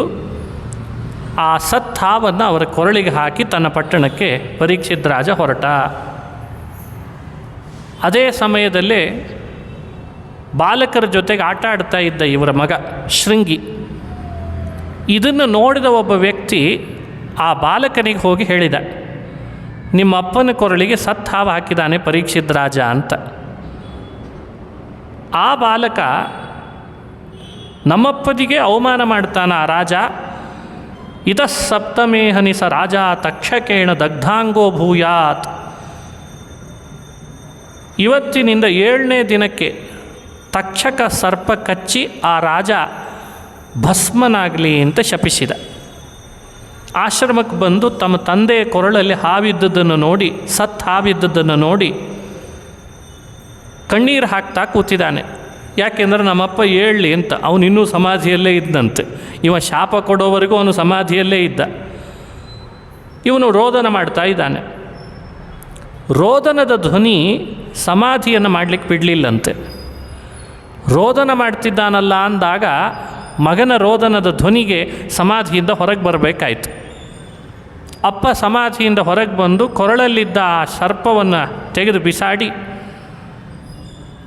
ಮಗನೊಟ್ಟಿಗೆ ಮಾತನಾಡ್ತಾನೆ.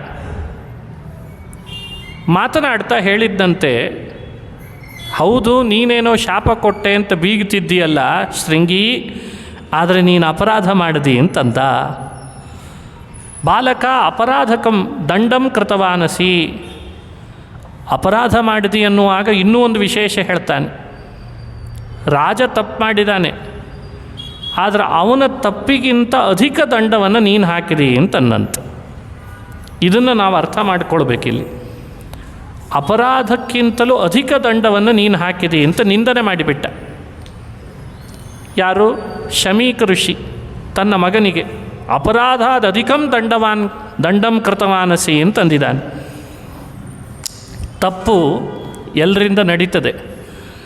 ನಡೆದ ತಪ್ಪಿಗೆ ತಕ್ಕಂತೆ ದಂಡ ಹಾಕೋದು ಬೇರೆ, ತಪ್ಪಿಗಿಂತ ಮಿಗಿಲಾಗಿ ದಂಡ ಹಾಕೋದು ಬೇರೆ. ಮಿಗಿಲಾಗಿ ದಂಡ ಹಾಕಿದರೆ ದಂಡ ಕೊಟ್ಟವನ ಅಪರಾಧ ಆಗ್ತದೆ. ಅದನ್ನು ನೀನು ಮಾಡಿದಿ ಅಂತ ನಿಂದನೆ ಮಾಡಿದ. ನಿಂದಿಸಿ ಆ ತಂದೆ ಮಗನಿಗೆ ಮಹಾಪಾಪನೂ ಬಂತು ನಿನಗೆ ಅಂತಂತಾನೆ. ನೋಡಿ, ಶಮೀಕ ಶಾಪ ಕೊಟ್ಟ ತನ್ನ ಮಗನಿಗೆ ಬುದ್ಧಿವಾದ ಹೇಳುವ ಸಂದರ್ಭ ಇದು. ಮಹಾಪಾಪ ಮಾಡ್ತಿ ನೀನು ಅಂತಂದ. ಯಾಕೆ ಪಾಪ ಮಾಡಿದಿ ಅಂತಿದ್ದಾನೆ? ಬಂದಂಥ ರಾಜ ಎಲ್ಲರನ್ನು ರಕ್ಷಣೆ ಮಾಡಲಿಕ್ಕಿರುವ ಒಬ್ಬ ದೇವರ ಸನ್ನಿಧಾನಕ್ಕೆ ಪಾತ್ರ. ಈ ವಿಷಯವನ್ನು ಕೇಳಿದಾಗ ಆಶ್ಚರ್ಯ ಆಗ್ತದೆ. ಆರಣ್ಯಕಾಚಾರ್ಯರು ಆ ವ್ಯಾಖ್ಯಾನಿಸುವ ಪರಿ, ನಮ್ಮನ್ನು ಯಾರು ಆಳ್ತಿರ್ತಾರೆ ಆಳುವ ಅಧಿಕಾರಿಯಲ್ಲಿ ದೇವರ ಸನ್ನಿಧಾನ ಇರ್ತದೆ ಅಂತ ನಾವು ಅನುಸಂಧಾನ ಮಾಡಲೇಬೇಕು. ಅದು ನಿಜವೂ, ಅದು ಸತ್ಯವೂ.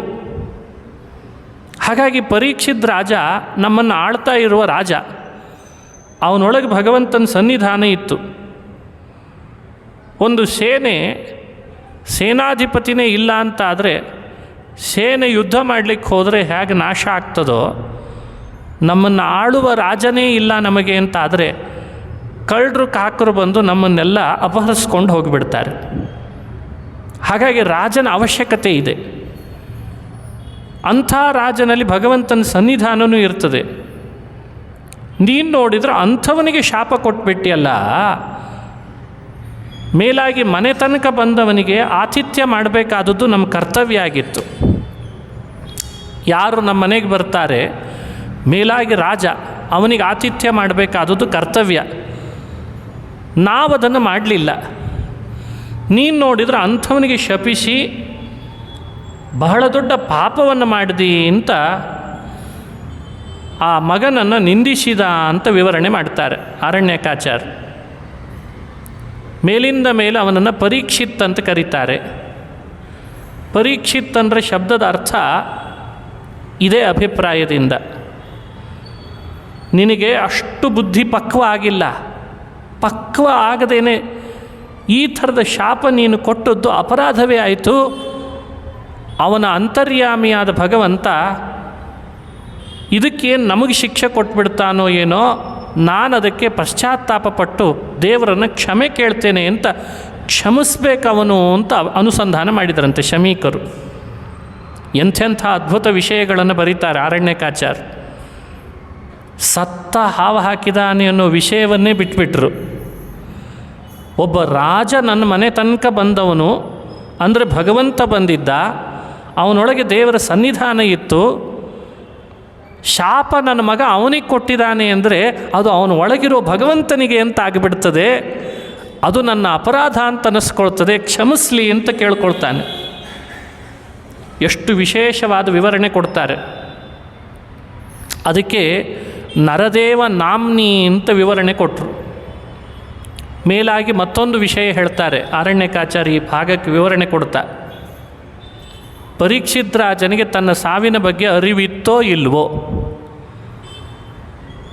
ಆರಣ್ಯಕಾಚಾರ್ಯ ಅಂತಾರೆ, ರಾಜನಿಗೆ ತಾನು ಹುಟ್ಟಿದಾಗಲೇ ಜಾತಕ ಬರೆದವರು ಇದ್ರಲ್ಲ, ಆ ಜಾತಕ ಬರೆದವರ ಬಾಯಲ್ಲಿ ತನ್ನ ಸಾವಿನ ನಿಖರವಾದ ವಿಷಯ ಗೊತ್ತಿತ್ತಂತೆ.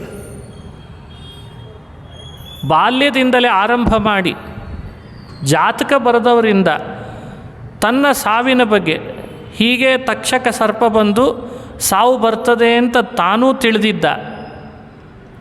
ಆ ಕಾರಣದಿಂದಲೇ ಆತ ಬೇರೆ ಬೇರೆ ರಾಜರು, ಬೇರೆ ಬೇರೆ ಜನಗಳು ಮಾತನಾಡ್ತಾ ಇದ್ದದ್ರಿಂದ ಯಾವುದೋ ಒಂದು ನಿಮಿತ್ತದಿಂದ ತಕ್ಷಕ ಸರ್ಪದಿಂದ ನನಗೆ ಸಾವಿದೆ ಅಂತ ಅನ್ನೋದನ್ನು ಮೇಲಿಂದ ಮೇಲೆ ಮನಸ್ಸಿನಲ್ಲಿ ಆಲೋಚನೆ ಮಾಡ್ತಿದ್ದಂತೆ.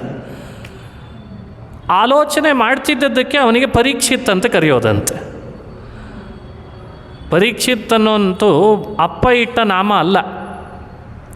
ಸಾಕ್ಷಾತ್ ಭಗವಂತ ಉತ್ತರೆಯ ಗರ್ಭದಲ್ಲಿದ್ದಾಗ ಅವನನ್ನು ರಕ್ಷಣೆ ಮಾಡಿದ್ದಕ್ಕೆ ಅವನ ನಿಜವಾದ ನಾಮ ಏನು? ವಿಷ್ಣುರಾತ. ಆದರೆ ಪುರಾಣದಲ್ಲಿ ಪದೇ ಪದೇ ಅವನನ್ನು ಪರೀಕ್ಷಿತ್ ಅಂತ ಕರೆಯೋದು ಯಾಕೆ ಅಂದರೆ, ಇದೂ ಒಂದು ಅರ್ಥದಲ್ಲಿ ಜಾತಕ ಕೋವಿದ ವಿಪ್ರಮುಖ ತಕ್ಷಕ ಶಾಪ ನಿಮಿತ್ತ ಆತ್ಮಮೃತ್ಯೋ ಸಂತತಮೇವ ತಂ ಪರೀಕ್ಷಿತಃ ಅತಯೇವ ಪರೀಕ್ಷಿತ್. ಅವನಿಗೆ ಗೊತ್ತಿತ್ತು, ಗೊತ್ತಿಲ್ಲದ್ದೇನಲ್ಲ. ಅವನಿಗಷ್ಟೇ ಅಲ್ಲ, ಹಸ್ತಿನಾವತಿಯಲ್ಲಿರೋ ಎಷ್ಟೋ ಜನಗಳಿಗೂ ಗೊತ್ತಿತ್ತಂತೆ ಈ ವಿಷಯ. ನಮ್ಮನ್ನು ಆಳ್ತಾ ಇರುವ ರಾಜ ಪರೀಕ್ಷಿತ್ ಒಬ್ಬ ತಕ್ಷಕ ಸರ್ಪನಿಂದ ಕಚ್ಚಿ ಸಾವಿಗೀಡಾಗಲಿಕ್ಕಿದ್ದಾನೆ ಅನ್ನೋದು ಜನಗಳೂ ಮಾತನಾಡ್ತಾ ಇದ್ರಂತೆ. ಹಾಗಾಗಿ ಅವನಿಗೆ ಸ್ಫುಟವಾಗಿ ತಿಳಿದಿದ್ದೆ. ತಿಳಿದರೂ ಕೂಡ ಜಂಬೂದ್ವೀಪದ ಅಧಿಪತಿಯಾಗಿ ಅಖಂಡ ಭೂಮಂಡಲದ ಅಧಿಪತಿಯಾಗಿ ಸ್ವಯಂ ತಾನು ಪರಮ ಭಾಗವತನಾಗಿ ಒಂದು ಸಣ್ಣ ಅಪರಾಧವನ್ನು ತಾನು ಮಾಡಿದ್ದರಿಂದ ಮನಸ್ಸಿನಲ್ಲಿ ಬಹಳ ದುಃಖ ಪಟ್ಕೊಂಡೇ ಮನೆಗೆ ಬಂದಂತೆ.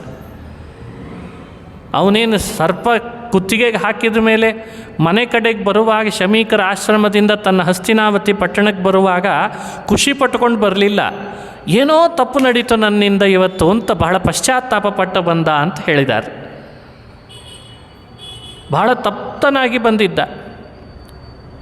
ಸರಿ ಇಂಥ ರಾಜನ ಶಾಪ ಯಾರೋ ಒಬ್ಬನ ಮುಖದಿಂದ ಇವನಿಗೆ ಕಿವಿಗೆ ಬಿತ್ತು. ಮನೆಗೆ ಬಂದ ಮೇಲೆ ಕಿವಿಗೆ ಬಿತ್ತು, ನಿನಗೆ ಶೃಂಗಿ ಎನ್ನುವ ಋಷಿಕುಮಾರ ಶಾಪ ಕೊಟ್ಟಿದ್ದಾನೆ, ತಕ್ಷಕನಿಂದ ಸಾವು ಬರ್ತದೆ. ಮೊದಲೇ ಗೊತ್ತಿತ್ತು, ಅದು ನಿನ್ನ ಮುಖದಿಂದ ಕೇಳಿದೆ. ಸರಿ, ರಾಜ್ಯ ತ್ಯಾಗ ಮಾಡಲಿಕ್ಕೆ ನನಗೆ ಅನುಮತಿ ಸಿಕ್ಕಾಗಾಯಿತು ಅಂತ ಹೇಳಿ ರಾಜ್ಯವನ್ನು ತ್ಯಜಿಸಿ ಆಗಿಂದಾಗಲೇ ಹೊರಟುಬಿಟ್ಟ. ಇದು ಆರಣ್ಯಕಾಚಾರ್ಯರು ಹೇಳುವಾಗ ತತ್ಪುತ್ರ ಶಾಪಮಿಷೇಣ ಪ್ರಾರಬ್ಧ ಕರ್ಮಣ ಇವ ರಾಜ್ಯಾದಿತ್ಯಾಗ ಅಂತ ವಿವರಣೆ ಕೊಟ್ಟಿದ್ದಾರೆ. ರಾಜ್ಯವನ್ನು ಪರಿತ್ಯಜಿಸಿದ್ದು ಅವನದೇ ಆದಂತಹ ಪೂರ್ವ ನಿಗದಿತವಾದ ಕರ್ಮವೇ.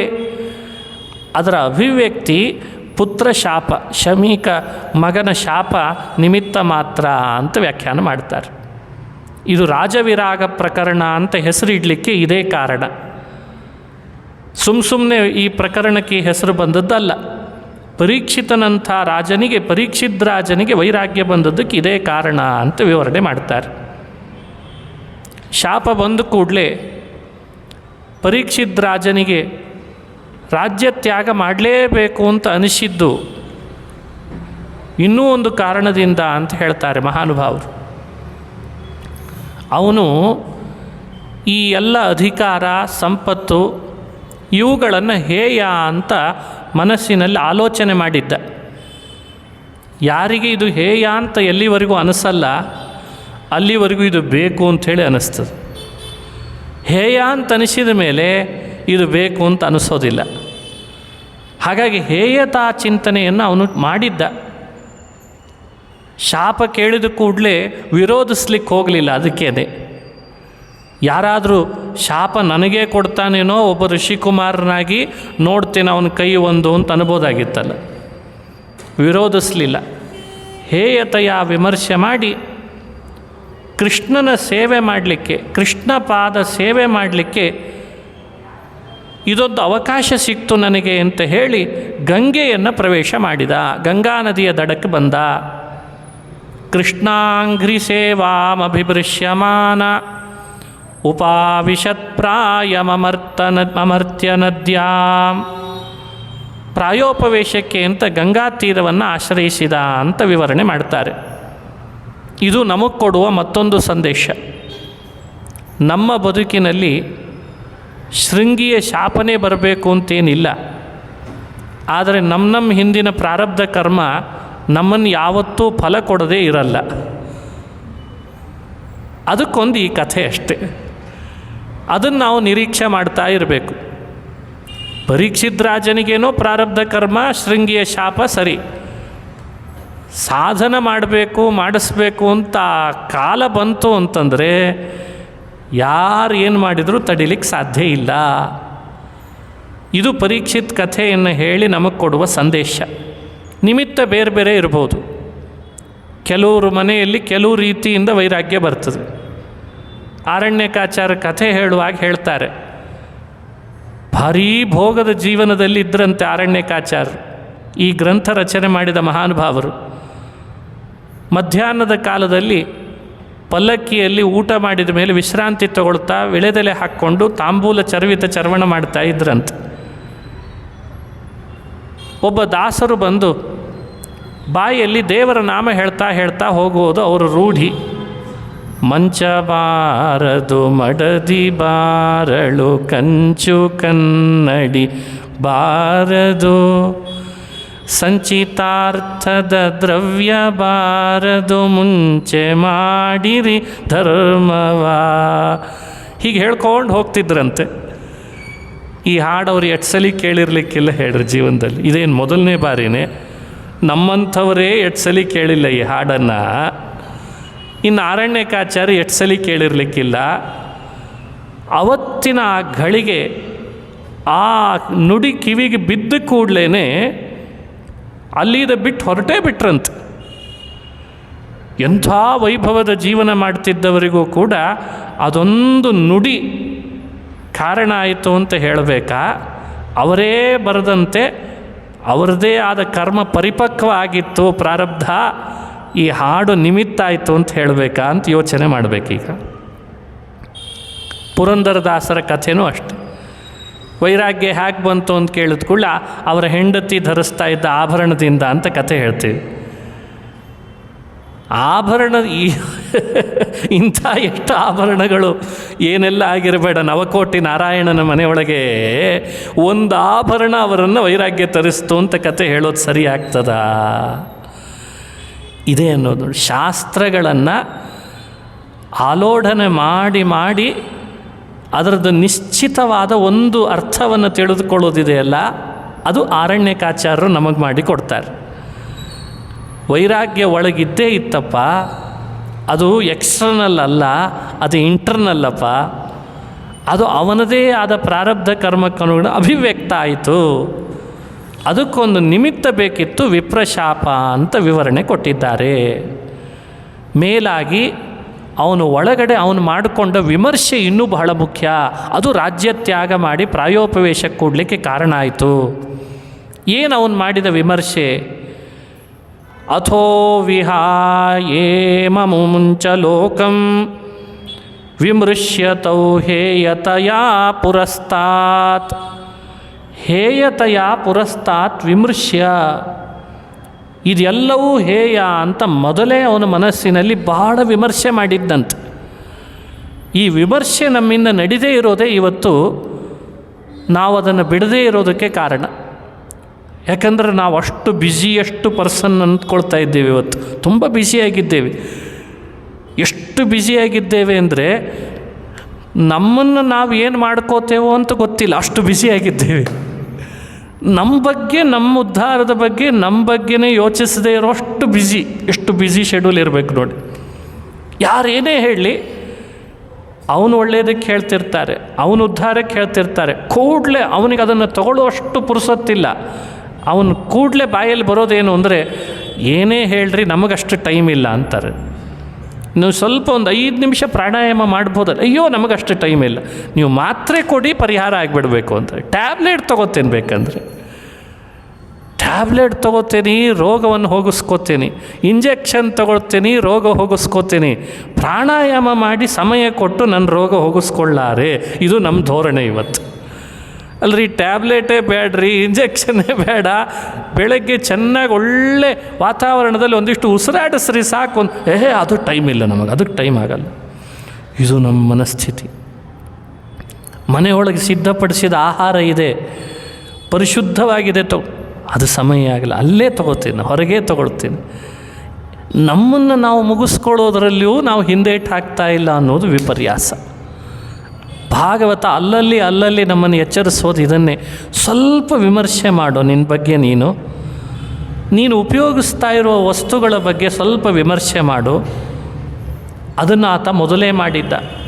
ಅಥೋ ವಿಹಾಯೇಮಮುಂಚ ಲೋಕಂ ವಿಹಾಯ ಇಮಂ ಅಮುಂಚ ಲೋಕಂ ವಿಮರ್ಶ್ಯ ಅಂತಾರೆ. ಇಮಂ ಅಮುಂಚ ಲೋಕಂ ಅಂದರೆ ಈ ಲೋಕ ಏನು, ಪರಲೋಕ ಏನು, ಸ್ವರ್ಗ ಏನು, ಭೂಮಿ ಏನು ಅಂತ ಚೆನ್ನಾಗಿ ವಿಮರ್ಶೆ ಮಾಡಿಕೊಂಡಿದ್ದ. ಇಲ್ಲೇನಿಲ್ಲ, ಏನಿದ್ರೂ ಇದು ತಾತ್ಕಾಲಿಕ, ಇದರಿಂದ ನನಗೆ ಆತ್ಮಸುಖ ಸಿಗಲಾರದು. ಹೀಗೆ ವಿಮರ್ಶೆ ಮೊದಲೇ ಮಾಡಿಕೊಂಡದ್ರಿಂದಲೇ ಆತ ಶಾಪದ ವಿಷಯ ಬಂದ ಕೂಡಲೇ ದೇವರ ಸೇವೆ ಮಾಡಲಿಕ್ಕೆ ಅವಕಾಶ ಸಿಕ್ತು ಅಂತ ಕೃಷ್ಣಾಂಘ್ರಿ ಸೇವಾಂ ಅಭಿಮೃಶ್ಯಮಾನಃ, ಶ್ರೀಕೃಷ್ಣನ ಪಾದ ಸೇವೆ ಮಾಡಲಿಕ್ಕೆ ಅವಕಾಶ ಇದು ಅಂತ ಹೇಳಿ ಕೃಷ್ಣ ಕಥೆ ಕೇಳಲಿಕ್ಕೆ ಅವಕಾಶ ಸಿಕ್ತು ಅಂತ ಗಂಗೆಯ ಬಳಿಗೆ ಬಂದ. ಇದು ರಾಜವಿರಾಗ ಪ್ರಕರಣದಲ್ಲಿರುವ ಮತ್ತೊಂದು ಅಂಶ. ಇದರ ಮೇಲೆ ಆರಣ್ಯಕಾಚಾರ್ಯರು ಇನ್ನೂ ಒಂದು ವಿಷಯವನ್ನು ಸ್ಪಷ್ಟಪಡಿಸ್ತಾರೆ. ಎಷ್ಟು ನದಿಗಳಿದ್ದಾವೆ ಭಾರತ ಭೂಮಿಯಲ್ಲಿ, ಆ ನದಿಗಳನ್ನೆಲ್ಲ ಬಿಟ್ಟು ಗಂಗೆಯ ಬಳಿಗೆ ಬಂದು ಪ್ರಾಯೋಪವೇಶಕ್ಕೆ ಕುಳಿತಿದ್ದಾನೆ ಅಂತ ಕಥೆ ಹೇಳ್ತಲ್ಲ, ಅದಕ್ಕೇನು ಕಾರಣ? ಏನೂ ಕಾರಣ ಇಲ್ಲದೆ ಹಾಗೆ ಮಾಡಲ್ಲ ಹಿರಿಯರು ಯಾರು. ಅದಕ್ಕೆ ಉತ್ತರ ಏನು?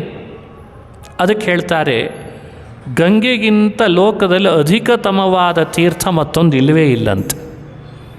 ನೇದೃಶಂ ಸ್ಥಳಮಳಂ ಶಮಲಘ್ನಂ ನಾಸ್ಯ ತೀರ್ಥ ಸಲಿಲಸ್ಯ ಸಮಂ ವಾಹ ಅಂತಾರೆ ಮಹಾನುಭಾವರು. ಇವತ್ತಿಗೂ ಗಂಗೆಗೆ ಮಿಗಿಲಾದ ಕ್ಷೇತ್ರ, ಗಂಗೆಗೆ ಮಿಗಿಲಾದ ತೀರ್ಥ ಇಲ್ಲ ಅನ್ನೋದು ಪ್ರತ್ಯಕ್ಷವಾಗಿ ಇತ್ತೀಚೆಗೆ ಬಂದ ಜ್ಞಾನಿಗಳು ಕೂಡ ಅದನ್ನೇ ಅನುಭವಿಸ್ತಾ ಇದ್ದಾರೆ. ಹಿಂದಿನವರಂತೂ ಸರಿನೇ ಸರಿ, ಮನೆ ಬೇಡವಾಯ್ತಾ, ಭಾಳ ಸಂತೋಷ, ಗಂಗೆ ಕರಿತಾ ಇದೆ ಅಂತ ಅರ್ಥ. ಭಾಳ ಬೇಗ ಹೋಗಬೇಕಲ್ಲಿಗೆ. ಅದು ಬಿಟ್ಟದ್ದಲ್ಲ. ಅದಕ್ಕೆ ಪರೀಕ್ಷಿತ್ನಂಥ ರಾಜನು ಎಲ್ಲ ಪರಿತ್ಯಜಿಸಿದ ಮೇಲೂ ಅವನಿಗೆ ಬೇಕಾದದ್ದು ಯಾವುದು ಅಂದರೆ ಗಂಗಾ ತಟ. ಅದಕ್ಕಿಂತ ಅಧಿಕತರವಾದ ಶ್ರೇಷ್ಠ ಮತ್ತೊಂದು ಇಲ್ಲ, ಅಧಿಕ ತೀರ್ಥ ಇಲ್ಲ. ಯಾಕಿಲ್ಲ? ಏನಂಥ ಮಹಿಮೆ ಇದೆ ಗಂಗೆಯಲ್ಲಿ?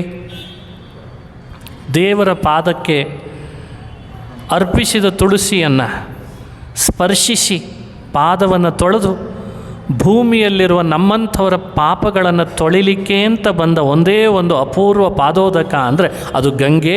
ಅದಕ್ಕೆ ಅದು ಶ್ರೇಷ್ಠ ಅಂತ ಹೇಳ್ತಾರೆ. ಯಾವೈಲಸತ್ಶ್ರೀ ತುಳಸಿ ವಿಮಿಶ್ರ ಕೃಷ್ಣಾಂಘ್ರಿಸ್ ರೇಣ್ವಭ್ಯಧಿಕಾಂಬುನೇತ್ರೀ. ಶ್ರೀಕೃಷ್ಣನ ಪಾದದ ಧೂಳು ಗಂಗೆಯಲ್ಲಿ ಯಾವಾಗಲೂ ಇದೆಯಂತೆ.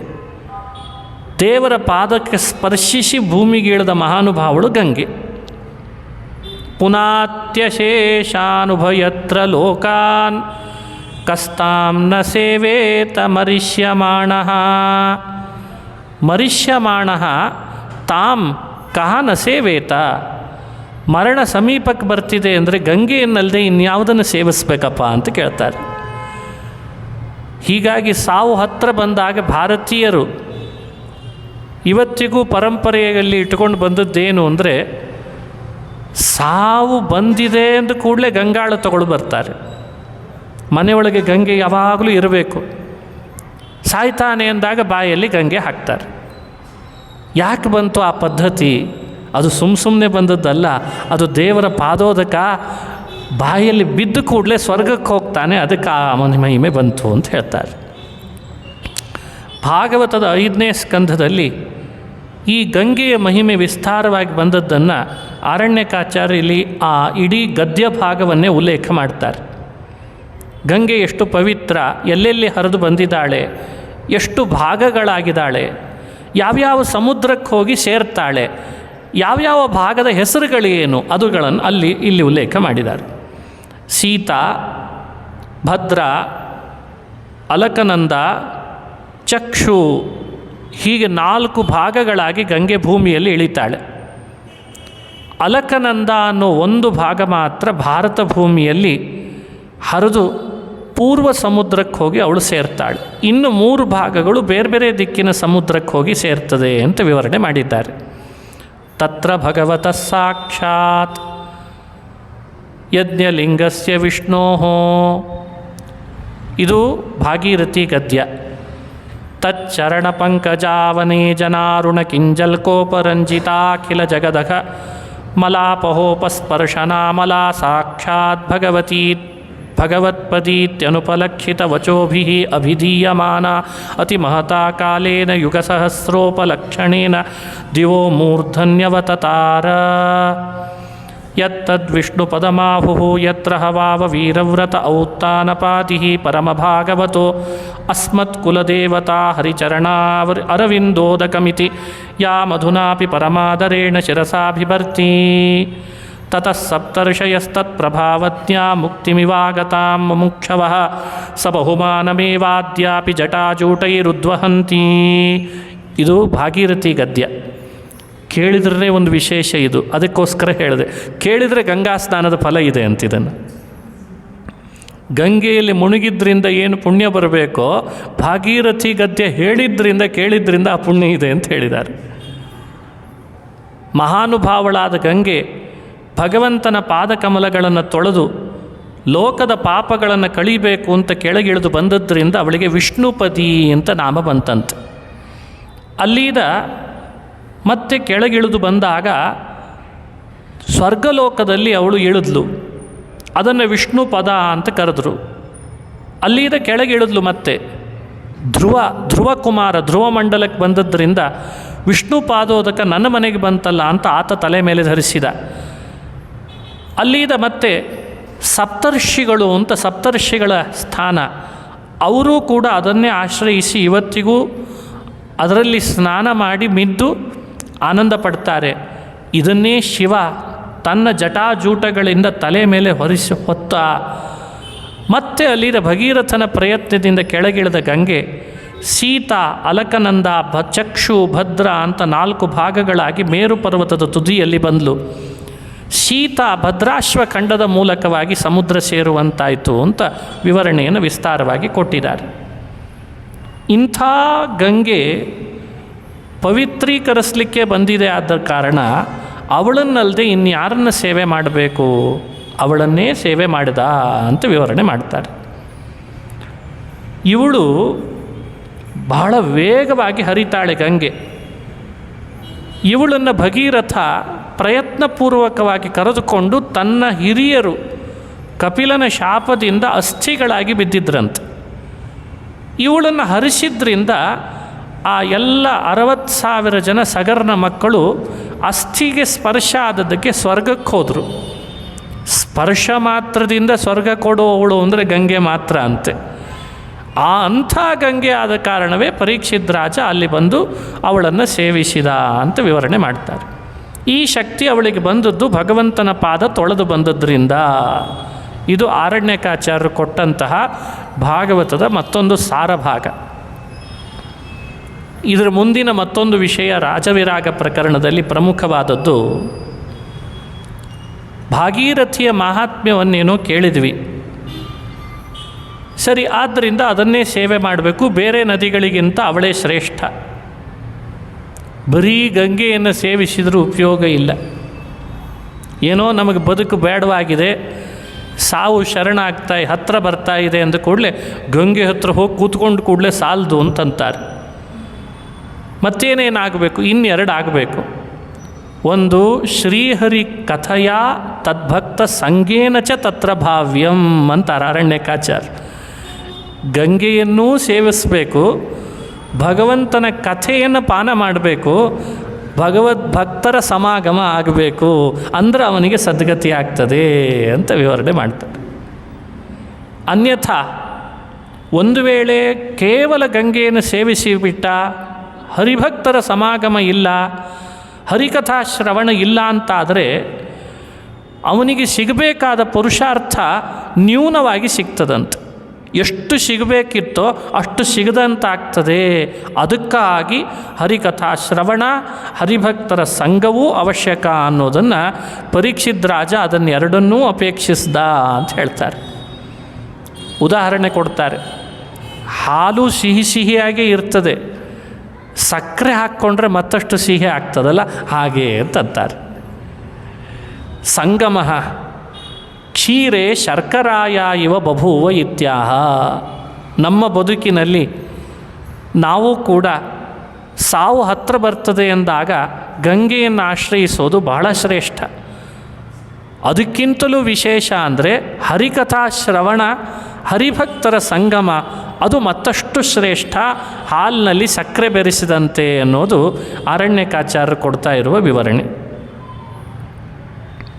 ಅಲ್ಲಿಗೆ ಬಂದು ಪರೀಕ್ಷಿತ್ ರಾಜ ಪ್ರಾಯೋಪವೇಶಕ್ಕೆ ಕುಳಿತಾಗ ದೊಡ್ಡ ದೊಡ್ಡ ತಪಸ್ವಿಗಳು ಬಂದರು.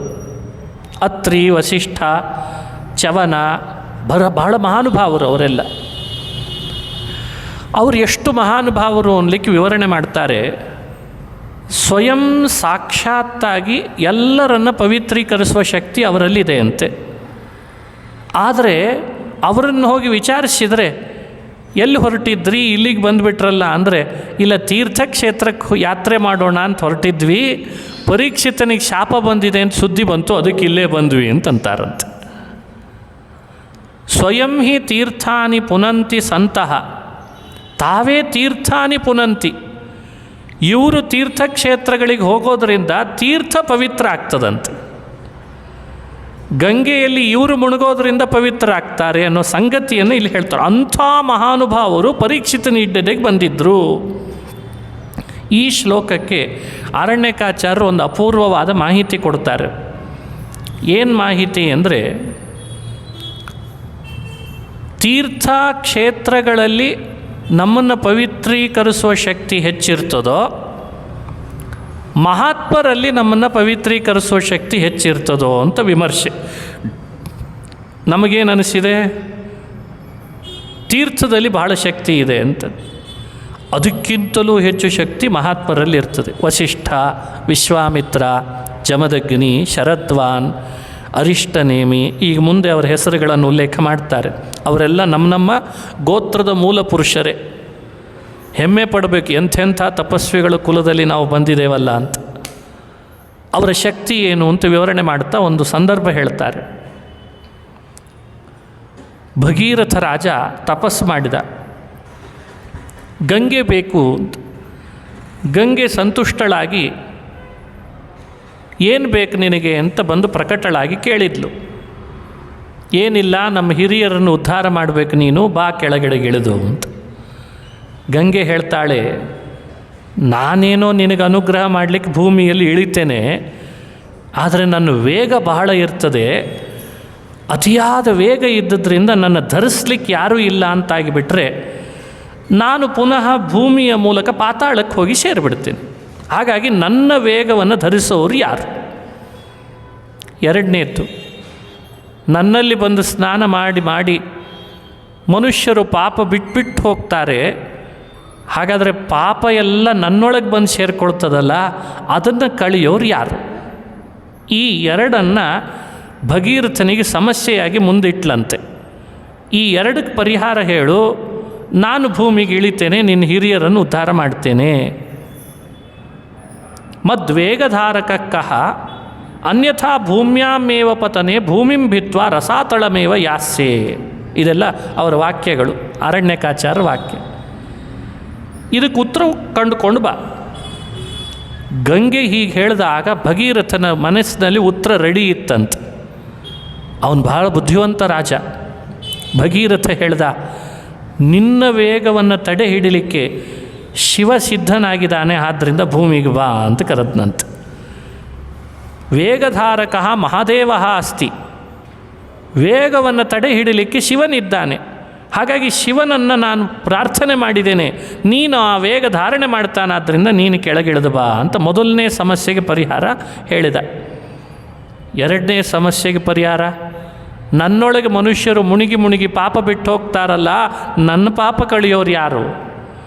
ಮಹಾಂತಹ ಪಾಪಹಾರಕಾಹ. ನಿನ್ನೊಳಗೆ ಬಿಟ್ಟು ಹೋಗೋ ಪಾಪಗಳನ್ನು ಪರಿಹರಿಸಲಿಕ್ಕೂ ಒಂದು ವ್ಯವಸ್ಥೆ ಕಲ್ಪಿಸಿದಾನೆ ದೇವರು. ಮಹಾತ್ಮರಾದವರು ನಿನ್ನಲ್ಲಿ ಸ್ನಾನ ಮಾಡ್ತಾರಲ್ಲ, ನಿನ್ನ ಪಾಪ ಅವ್ರು ಕಳೀತಾರೆ, ಬಾ ಅಂತ ಕರೆದಂತೆ. ಇದಕ್ಕೆ ಅರಣ್ಯಕಾಚಾರ್ಯರು ಪ್ರಮಾಣ ಉದಾಹರಿಸಿದ್ದಾರೆ. ಧಾರಯಿಷ್ಯತಿ ತೇ ವೇಗಂ ರುದ್ರಸ್ತ್ವಾತ್ಮ ಶರೀರಿಣಾಂ ಸಾಧವೋ ನಿರಾಶಿಷ ಶಾಂತಾ ಬ್ರಹ್ಮನಿಷ್ಠಾ ಲೋಕಪಾವನಾ ಬ್ರಹ್ಮಿಷ್ಠಾ ಲೋಕಪಾವನ ಹರಂತ್ಯಘಂ ತೇಂಗ ಸಂಗಾತ್ ಏ ಪ್ರಾಪ್ತ ಸೌಹೃದ ಹರಿಂ. ಸದಾ ತಮ್ಮ ಹೃದಯದಲ್ಲಿ ಭಗವಂತನನ್ನು ಧರಿಸಿರ್ತಾರೆ, ಬ್ರಹ್ಮಿಷ್ಠರಾಗಿರ್ತಾರೆ, ಶಾಂತರಾಗಿರ್ತಾರೆ, ಸಾಧುಗಳಾಗಿರ್ತಾರೆ. ಭಾಗವತ ಧರ್ಮನಿಷ್ಠರಾದವರು ನಿನ್ನೊಳಗೆ ಬಂದು ಮುಳುಗುತ್ತಾರಲ್ಲ, ಉಳಿದವರು ಪಾಪ ಬಿಟ್ಟು ಹೋದದ್ದನ್ನು ಅವರು ಪರಿಹಾರ ಮಾಡಿ ಹೋಗ್ತಾರೆ, ಅದಕ್ಕೆ ಬಾ ಅಂತ ಕರೆದ. ಹೀಗೆ ಪ್ರಮಾಣ ಇದ್ದದ್ರಿಂದ ಪರೀಕ್ಷಿತ್ ರಾಜ ಗಂಗೆಯ ಸನ್ನಿಧಿಗೆ ಬಂದಾಗ ಎಂಥೆಂಥ ಜ್ಞಾನಿಗಳು ಅವನ ಸಮೀಪಕ್ಕೆ ಬಂದ್ರಲ್ಲ, ಅವರೆಲ್ಲ ಹರಿಭಕ್ತರು. ಹಾಗಾದರೆ ಅವನಿಗೆ ಹರಿಭಕ್ತ ಸಮಾಗಮ ಆಗಿದೆ, ಹರಿಕಥಾ ಶ್ರವಣವೂ ಮುಂದಾಗಲಿಕ್ಕಿದೆ. ಇದಕ್ಕಿಂತ ಒಬ್ಬ ಸಾಧಕನಿಗೆ ಮತ್ತೇನು ಬೇಕು ಅಂತ ಅರಣ್ಯಕಾಚಾರ್ಯರು ರಾಜವಿರಾಗ ಪ್ರಕರಣದಲ್ಲಿ ಈ ವಿಷಯವನ್ನು ನಮಗೆ ವ್ಯಾಖ್ಯಾನ ಮಾಡಿ ತೋರಿಸ್ತಾರೆ. ಅತ್ರಿ ವಸಿಷ್ಠ ಚವನ ಶರದ್ವಾನ್ ಅರಿಷ್ಟನೇಮಿ ಭೃಗು ಅಂಗಿರ ಪರಾಶರ ಗಾಧಿಸುತ ಅಂದರೆ ವಿಶ್ವಾಮಿತ್ರ ಪರಶುರಾಮ, ಇಂದ್ರಪ್ರಮದ, ಉಚಥ್ಯ, ಇದ್ಮವಾಹ, ಮೇಧಾತಿಥಿ, ದೇವಲ, ಆರ್ಷ್ಟಿಷೇಣ, ಭರದ್ವಾಜ, ಗೌತಮ, ಪಿಪ್ಪಲಾದ, ಮೈತ್ರೇಯ, ಔರ್ವ, ಕವಶ, ಕುಂಭಯೋನಿ. ಕುಂಭಯೋನಿ ಅಂದರೆ ಅಗಸ್ತ್ಯ ಋಷಿಗಳು, ದ್ವೈಪಾಯನೋ ಭಗವಾನ್ ನಾರದಶ್ಚ. ವೇದವ್ಯಾಸರು, ಸ್ವಯಂ ನಾರದರು ಇವರೆಲ್ಲ ಬಂದಿದ್ದಾರೆ ಅಂತ ವಿವರಣೆ ಕೊಟ್ಟಿದ್ದಾರೆ. ಇವ್ರು ಯಾರು ತೀರ್ಥಕ್ಷೇತ್ರಗಳಿಗೆ ಹೋಗಿ ತಮ್ಮ ಪಾಪ ಕಳ್ಕೊಳ್ಳೋರಲ್ಲ, ತೀರ್ಥಕ್ಕೆ ಹೋಗಿ ತೀರ್ಥದ ಪಾಪ ಕಳೆಯೋರು ಇವರು. ಇಂಥ ಭಗವದ್ಭಕ್ತರ ಸಮಾಗಮ ಪರೀಕ್ಷಿತ್ ರಾಜನಿಗಾಗಿದೆ. ಇದನ್ನು ಇಲ್ಲಿ ವಿವರಣೆ ಕೊಟ್ಟಿದ್ದಾರೆ. ಹೀಗೆ ರಾಜವಿರಾಗ ಪ್ರಕರಣದ ಅಂಶವನ್ನು ಅನುಸಂಧಾನ ಮಾಡಿ ಮುಂದೆ ರಾಜ ಅವರಿಗೆ ನಮಸ್ಕಾರ ಮಾಡಿದ, ಪ್ರಾರ್ಥನೆ ಮಾಡಿದ. ಪ್ರಾರ್ಥನೆ ಮಾಡುವಾಗ ಎರಡನ್ನು ಕೇಳಿಕೊಂಡ ಪರೀಕ್ಷಿತ್ ರಾಜ. ಅರಣ್ಯಕಾಚಾರ್ಯ ಹೇಳೋ ಪ್ರಕಾರ ಎರಡು ಯಾವುದನ್ನು ಕೇಳಿಕೊಂಡ? ನನಗೆ ಎರಡೇ ಬೇಕಾಗಿರೋದು. ಒಂದು, ಭಗವಂತನಲ್ಲಿ ಯಾವಾಗಲೂ ಭಕ್ತಿ, ಭಗವಂತನಲ್ಲಿ ವಿಶೇಷವಾದ ಭಕ್ತಿ ಮೂಡಬೇಕು. ಮುಂದೆ ಯಾವ್ಯಾವ ಜನ್ಮಗಳಲ್ಲೇ ಹುಟ್ಟಿದರೂ ಕೂಡ ನಿಮ್ಮಂಥ ಮಹಾತ್ಮರ ಸಮಾಗಮ ಆಗಬೇಕು. ಈ ಎರಡನ್ನು ಕೊಡ್ರಿ ಸಾಕು ಅಂತನ್ನಂತೆ. ಇದು ರಾಜವಿರಾಗ ಪ್ರಕರಣದ ಕೊನೆಯ ಮಾತು. ಪುನಶ್ಚ ಭೂಯಾತ್ ಭಗವತ್ಯನಂತೆ ರತಿಃ ಪ್ರಸಂಗಶ್ಚ ತದಾಶ್ರಯೇಷು ಮಹತ್ಸು ಯಾಂ ಯಾಂ ಉಪಯಾಮಿ ಸೃಷ್ಟಿಂ ಮೈತ್ರ್ಯಸ್ತು ಸರ್ವತ್ರ ನಮೋ ದ್ವಿಜೇಭ್ಯಃ. ಇದು ನಮ್ಮ ಬದುಕಿಗೆ ಕೊಡುವ ಮತ್ತೊಂದು ಸಂದೇಶ. ಮನುಷ್ಯ ಯೋನಿಯಲ್ಲಿ ಹುಟ್ಟಿಯೂ ನಾವು ಮಹಾತ್ಮರ ಸಂಘ ಬೇಕು ಅಂತ ಬಯಸ್ತಾ ಇಲ್ಲ ಅಂದರೆ ಇದು ಯಾವ ಕರ್ಮ? ಯಾವ ಯೋನಿಯಲ್ಲೇ ಹುಟ್ಟಲಿ, ನಿಮ್ಮಂಥ ಮಹಾತ್ಮರ ಸಮಾಗಮ ನನಗೆ ಸಿಗಲಿ ಮತ್ತೆ ಮತ್ತೆ ಅಂತ ಪರೀಕ್ಷಿತ್ ರಾಜ ಕೇಳ್ದ. ಈ ಎರಡನೆಯ ನವಕದಲ್ಲಿ ಶ್ರವಣ, ಕೀರ್ತನ, ಅರ್ಚನ, ವಂದನ, ಸಖ್ಯ ಅಂತ 5 ಭಾಗವತ ಧರ್ಮಗಳನ್ನು ಮುಂದೆ ಹೇಳ್ತಾರೆ. ಈ 5 ಭಾಗವತ ಧರ್ಮಗಳು ಈ ರಾಜವಿರಾಗ ಪ್ರಕರಣದೊಳಗೆ ನಮಗೆ ಸೂಚನೆ ಮಾಡಿದ್ದಾರೆ ಅಂತ ವ್ಯಾಖ್ಯಾನ ಮಾಡಿದ್ದಾರೆ. ಒಬ್ಬ ವ್ಯಕ್ತಿ ಭಾಗವತ ಧರ್ಮ ಅನುಷ್ಠಾನ ಮಾಡಬೇಕು ಅನ್ನೋದೇ ಉದ್ದೇಶ, ಮುಕ್ತಿಗಾಗಿ. ಅದರಲ್ಲಿ ಈ 5 ಬಹಳ ಮುಖ್ಯವಾದದ್ದೇ. ಭಗವಂತನ, ಭಗವದ್ಭಕ್ತರ ಬಗ್ಗೆ ಶ್ರವಣ ಮಾಡೋದು, ಭಗವಂತನ, ಭಗವದ್ಭಕ್ತರ ನಾಮಗಳನ್ನು ಕೀರ್ತನ ಮಾಡೋದು, ಭಗವದ್ಭಕ್ತರನ್ನು ಗೌರವದಿಂದ ಅರ್ಚನೆ ಮಾಡೋದು, ಅವರನ್ನು ಸ್ತೋತ್ರ ಮಾಡೋದು, ಹಾಗೂ ಅವರ ಜೊತೆಗೆ ಸಖ್ಯ. ಈ 5 ಭಾಗವತ ಧರ್ಮಗಳು ಪರೀಕ್ಷಿತ್ ರಾಜ ತನ್ನ ಸನ್ನಿಧಿಗೆ ಬಂದಂಥ ಎಲ್ಲ ಭಗವದ್ಭಕ್ತರನ್ನು ಒಳಗೆ ದೇವರ ಸನ್ನಿಧಾನ ಇದೆ ಅಂತ ಅವರನ್ನು ಅರ್ಚಿಸಿದ, ವಂದಿಸಿದ, ಸಖ್ಯ ಮಾಡಿದ, ಅವರನ್ನು ಕೀರ್ತನ ಮಾಡಿದ, ಅವರನ್ನು ಶ್ರವಣ ಮಾಡಿದ ಅವರ ಬಾಯಿಯಿಂದ. ಈ ಭಾಗವತ ಧರ್ಮಗಳು ಈ ಪ್ರಕರಣದಲ್ಲಿ ನಮಗೆ ಸ್ಪಷ್ಟವಾಗಿದೆ ಅಂತ ಹೇಳ್ತಾರೆ. ಮೂರನೇ ಪ್ರಕರಣ ಶುಕ ಆಗಮನ ಪ್ರಕರಣ. ಈ ಪ್ರಕರಣದ ಸಾರ ಏನು? ಇಲ್ಲಿ ಬಂದಂಥ ವಿಷಯಗಳೇನು? ಸಹಜ ಬರೋ ಪ್ರಶ್ನೆ. ಇಷ್ಟೆಲ್ಲ ಋಷಿಗಳು ಬಂದರು, ವೇದವ್ಯಾಸರು ಬಂದರು, ಪರಶುರಾಮ ಬಂದ, ವಿಶ್ವಾಮಿತ್ರ ಬಂದರು, ನಾರದರು ಬಂದರು ಅಂತ ಹೇಳ್ತಾ ಶುಕಾಚಾರ್ಯರು ಬಂದರು ಅನ್ನೋದನ್ನೇ ಹೇಳಿಲ್ಲ. ಬಂದ್ರಾ ಬರಲಿಲ್ವಾ? ಬಂದರು ಅಂತಂದರೆ ಹೇಳಲಿಲ್ಲ ಯಾಕೆ? ಬರಲಿಲ್ಲ ಅಂದರೆ ತಡ ಯಾಕೆ? ಬೇರೆ ಕಡೆಯಲ್ಲಿ ಏನಾದರೂ ಕಾರ್ಯದ ವ್ಯಾಪೃತಿ ಇತ್ತಾ? ಎಲ್ಲವನ್ನೂ ಉಪೇಕ್ಷಿಸುವ ಶುಕಮುನಿಗಳಿಗೆ ಬೇರೆ ಕಡೆಯಲ್ಲಿ ಏನು ಅಂಥ ಕಾರ್ಯ? ಈ ಗೊಂದಲಗಳು ಸಹಜವಾಗಿ ಮೂಡುತ್ತದಷ್ಟೇ. ಅದಕ್ಕೆ ಉತ್ತರ ಕೊಡ್ತಾ ಅರಣ್ಯಕಾಚಾರ್ಯ ಹೇಳ್ತಾರೆ, ಎಲ್ಲರ ಜೊತೆಗೆ ಬಂದಿದ್ದಾರೆ, ಆದರೆ ಬೇರೆಯವರು ಬರುವ ಹಾಗೆ ಇವರು ಬರಲಿಲ್ಲಂತೆ, ಅದಕ್ಕೆ ಅವರನ್ನು ಇವ್ರ ಜೊತೆಗೆ ಹೇಳಲಿಲ್ಲ ಅಂತ ವ್ಯಾಖ್ಯಾನ ಮಾಡಿದ್ದಾರೆ. ಬೇರೆಯವರಿಗೂ ಇವರಿಗೂ ಒಂದು ವೈಶಿಷ್ಟ್ಯ ಇದೆ, ಒಂದು ಅಂತರ ಇದೆ. ಏನು ಅಂತರ? ಇವರು ಬರುವಾಗ ಎಲ್ಲರ ಜೊತೆಯಲ್ಲಿ ಬರ್ತಾ ಇರುವಾಗಲೂ ಇವರು ಅಲ್ಲಲ್ಲಿ ನಿಂತು ಬರ್ತಿದ್ರಂತೆ. ಸ್ವಲ್ಪ ನಿಲ್ಲೋದು, ಮತ್ತೆ ನೋಡೋದು, ಮತ್ತೆ ನಿಲ್ಲೋದು, ಮತ್ತೆ ನೋಡೋದು, ಮತ್ತೆ ಮುಂದೆ ಹೋಗೋದು, ಇದು ಇವರ ನಡಿಗೆ ಅಂತ. ಬೇರೆಯವರ ನಡಿಗೆ ಹಾಗಿಲ್ಲ. ನೇರವಾಗಿ ಪರೀಕ್ಷಿತ ನಿದ್ದೆಡೆಗೆ ಬರಬೇಕು, ಬಂದುಬಿಟ್ರಷ್ಟೆ. ಈ ಥರದ ಇವರ ನಡಿಗೆಯನ್ನು ಲೋಕಕ್ಕೆ ತಿಳಿಸ್ಬೇಕಿದೆ. ಸಾಮಾನ್ಯದ ವ್ಯಕ್ತಿ ಅಲ್ಲ ಇವರು ಅಂತ. ಆ ಕಾರಣದಿಂದಲೇ ಇಲ್ಲಿ ಬೇರೆಯವರೊಟ್ಟಿಗೆ ವಿವರಣೆಯನ್ನು ಮಾಡಲಿಲ್ಲ ಅನ್ನೋ ಅಂಶವನ್ನು ಸ್ಪಷ್ಟಪಡಿಸ್ತಾರೆ. ಭಾಳ ವಿಶೇಷ. ಎಲ್ಲೆಡೆ ಭಗವಂತನನ್ನು ಕಾಣುವ ಘನ ವ್ಯಕ್ತಿಗಳು ಶುಕಾಚಾರ್ಯರು. ಪರೀಕ್ಷಿತನ ಬಳಿಗೆ ಬರುವಾಗ ನಿಂತು ಬರ್ತಾ ಇದ್ದದ್ದು ಒಂದಾದರೆ, ಮತ್ತೊಂದು ವಿಶೇಷ ಹೇಳ್ತಾರೆ, ಸುತ್ತಲೂ ಬಾಲಕರು, ಸ್ತ್ರೀಯರು ಇವರು ಮುಂದೆ ಬರ್ತಿದ್ರಂತೆ. ಹಾಗೆ ಅಟ್ಟಿಸ್ಕೊಂಡು ಬರ್ತಿದ್ದಾರೆ. ಇವರು ನಿಲ್ಲಬೇಕು, ನೋಡಬೇಕು, ಮತ್ತೆ ಮುಂದೆ ಹೋಗಬೇಕು. ಚರ್ಯನೇ ವಿಚಿತ್ರ. ಯಾರ ಜೊತೆಗೆ ಮಾತೇನಾಡ್ತಿಲ್ಲ, ಮತ್ತೆ ನೋಡಬೇಕು, ಮತ್ತೆ ಹೋಗಬೇಕು. ಇದೊಂದು ಪಾರಮಹಂಸ್ಯ ಚರ್ಯೆ ಇವರಲ್ಲಿ ಇತ್ತು. ಸರ್ವಸಂಗ ಪರಿತ್ಯಜಿಸಿದಂತಹ ಮಹಾನುಭಾವರಾದ ಇವರ ವ್ಯಕ್ತಿತ್ವವೇ ಒಂದು ಅದ್ಭುತ. ಇವರಲ್ಲಿ 2 ರೀತಿಯಾದ ಗುರುತ್ವ ಇದೆ ಅಂತ ಆರಣ್ಯಕಾಚಾರ್ಯ ವಿವರಣೆ ಮಾಡ್ತಾರೆ. ಒಂದು ಆಂತರ ಗುರುಗಳು, ಇನ್ನೊಂದು ಬಾಹ್ಯ ಗುರುಗಳು. ಶುಕ ಆಗಮನ ಪ್ರಕರಣದಲ್ಲಿ ಈ 2 ಅಂಶ ಪ್ರಮುಖವಾಗಿ ಬಂತು. ಆಂತರ ಗುರುಗಳು ಯಾಕೆ ಅದನ್ನು ಮೊದಲು ಹೇಳ್ತಾರೆ, ಬಾಹ್ಯ ಗುರುಗಳು ಯಾಕೆ ಅನ್ನೋದನ್ನು ಆಮೇಲಿನ ಶ್ಲೋಕದಲ್ಲಿ ಹೇಳ್ತಾರೆ.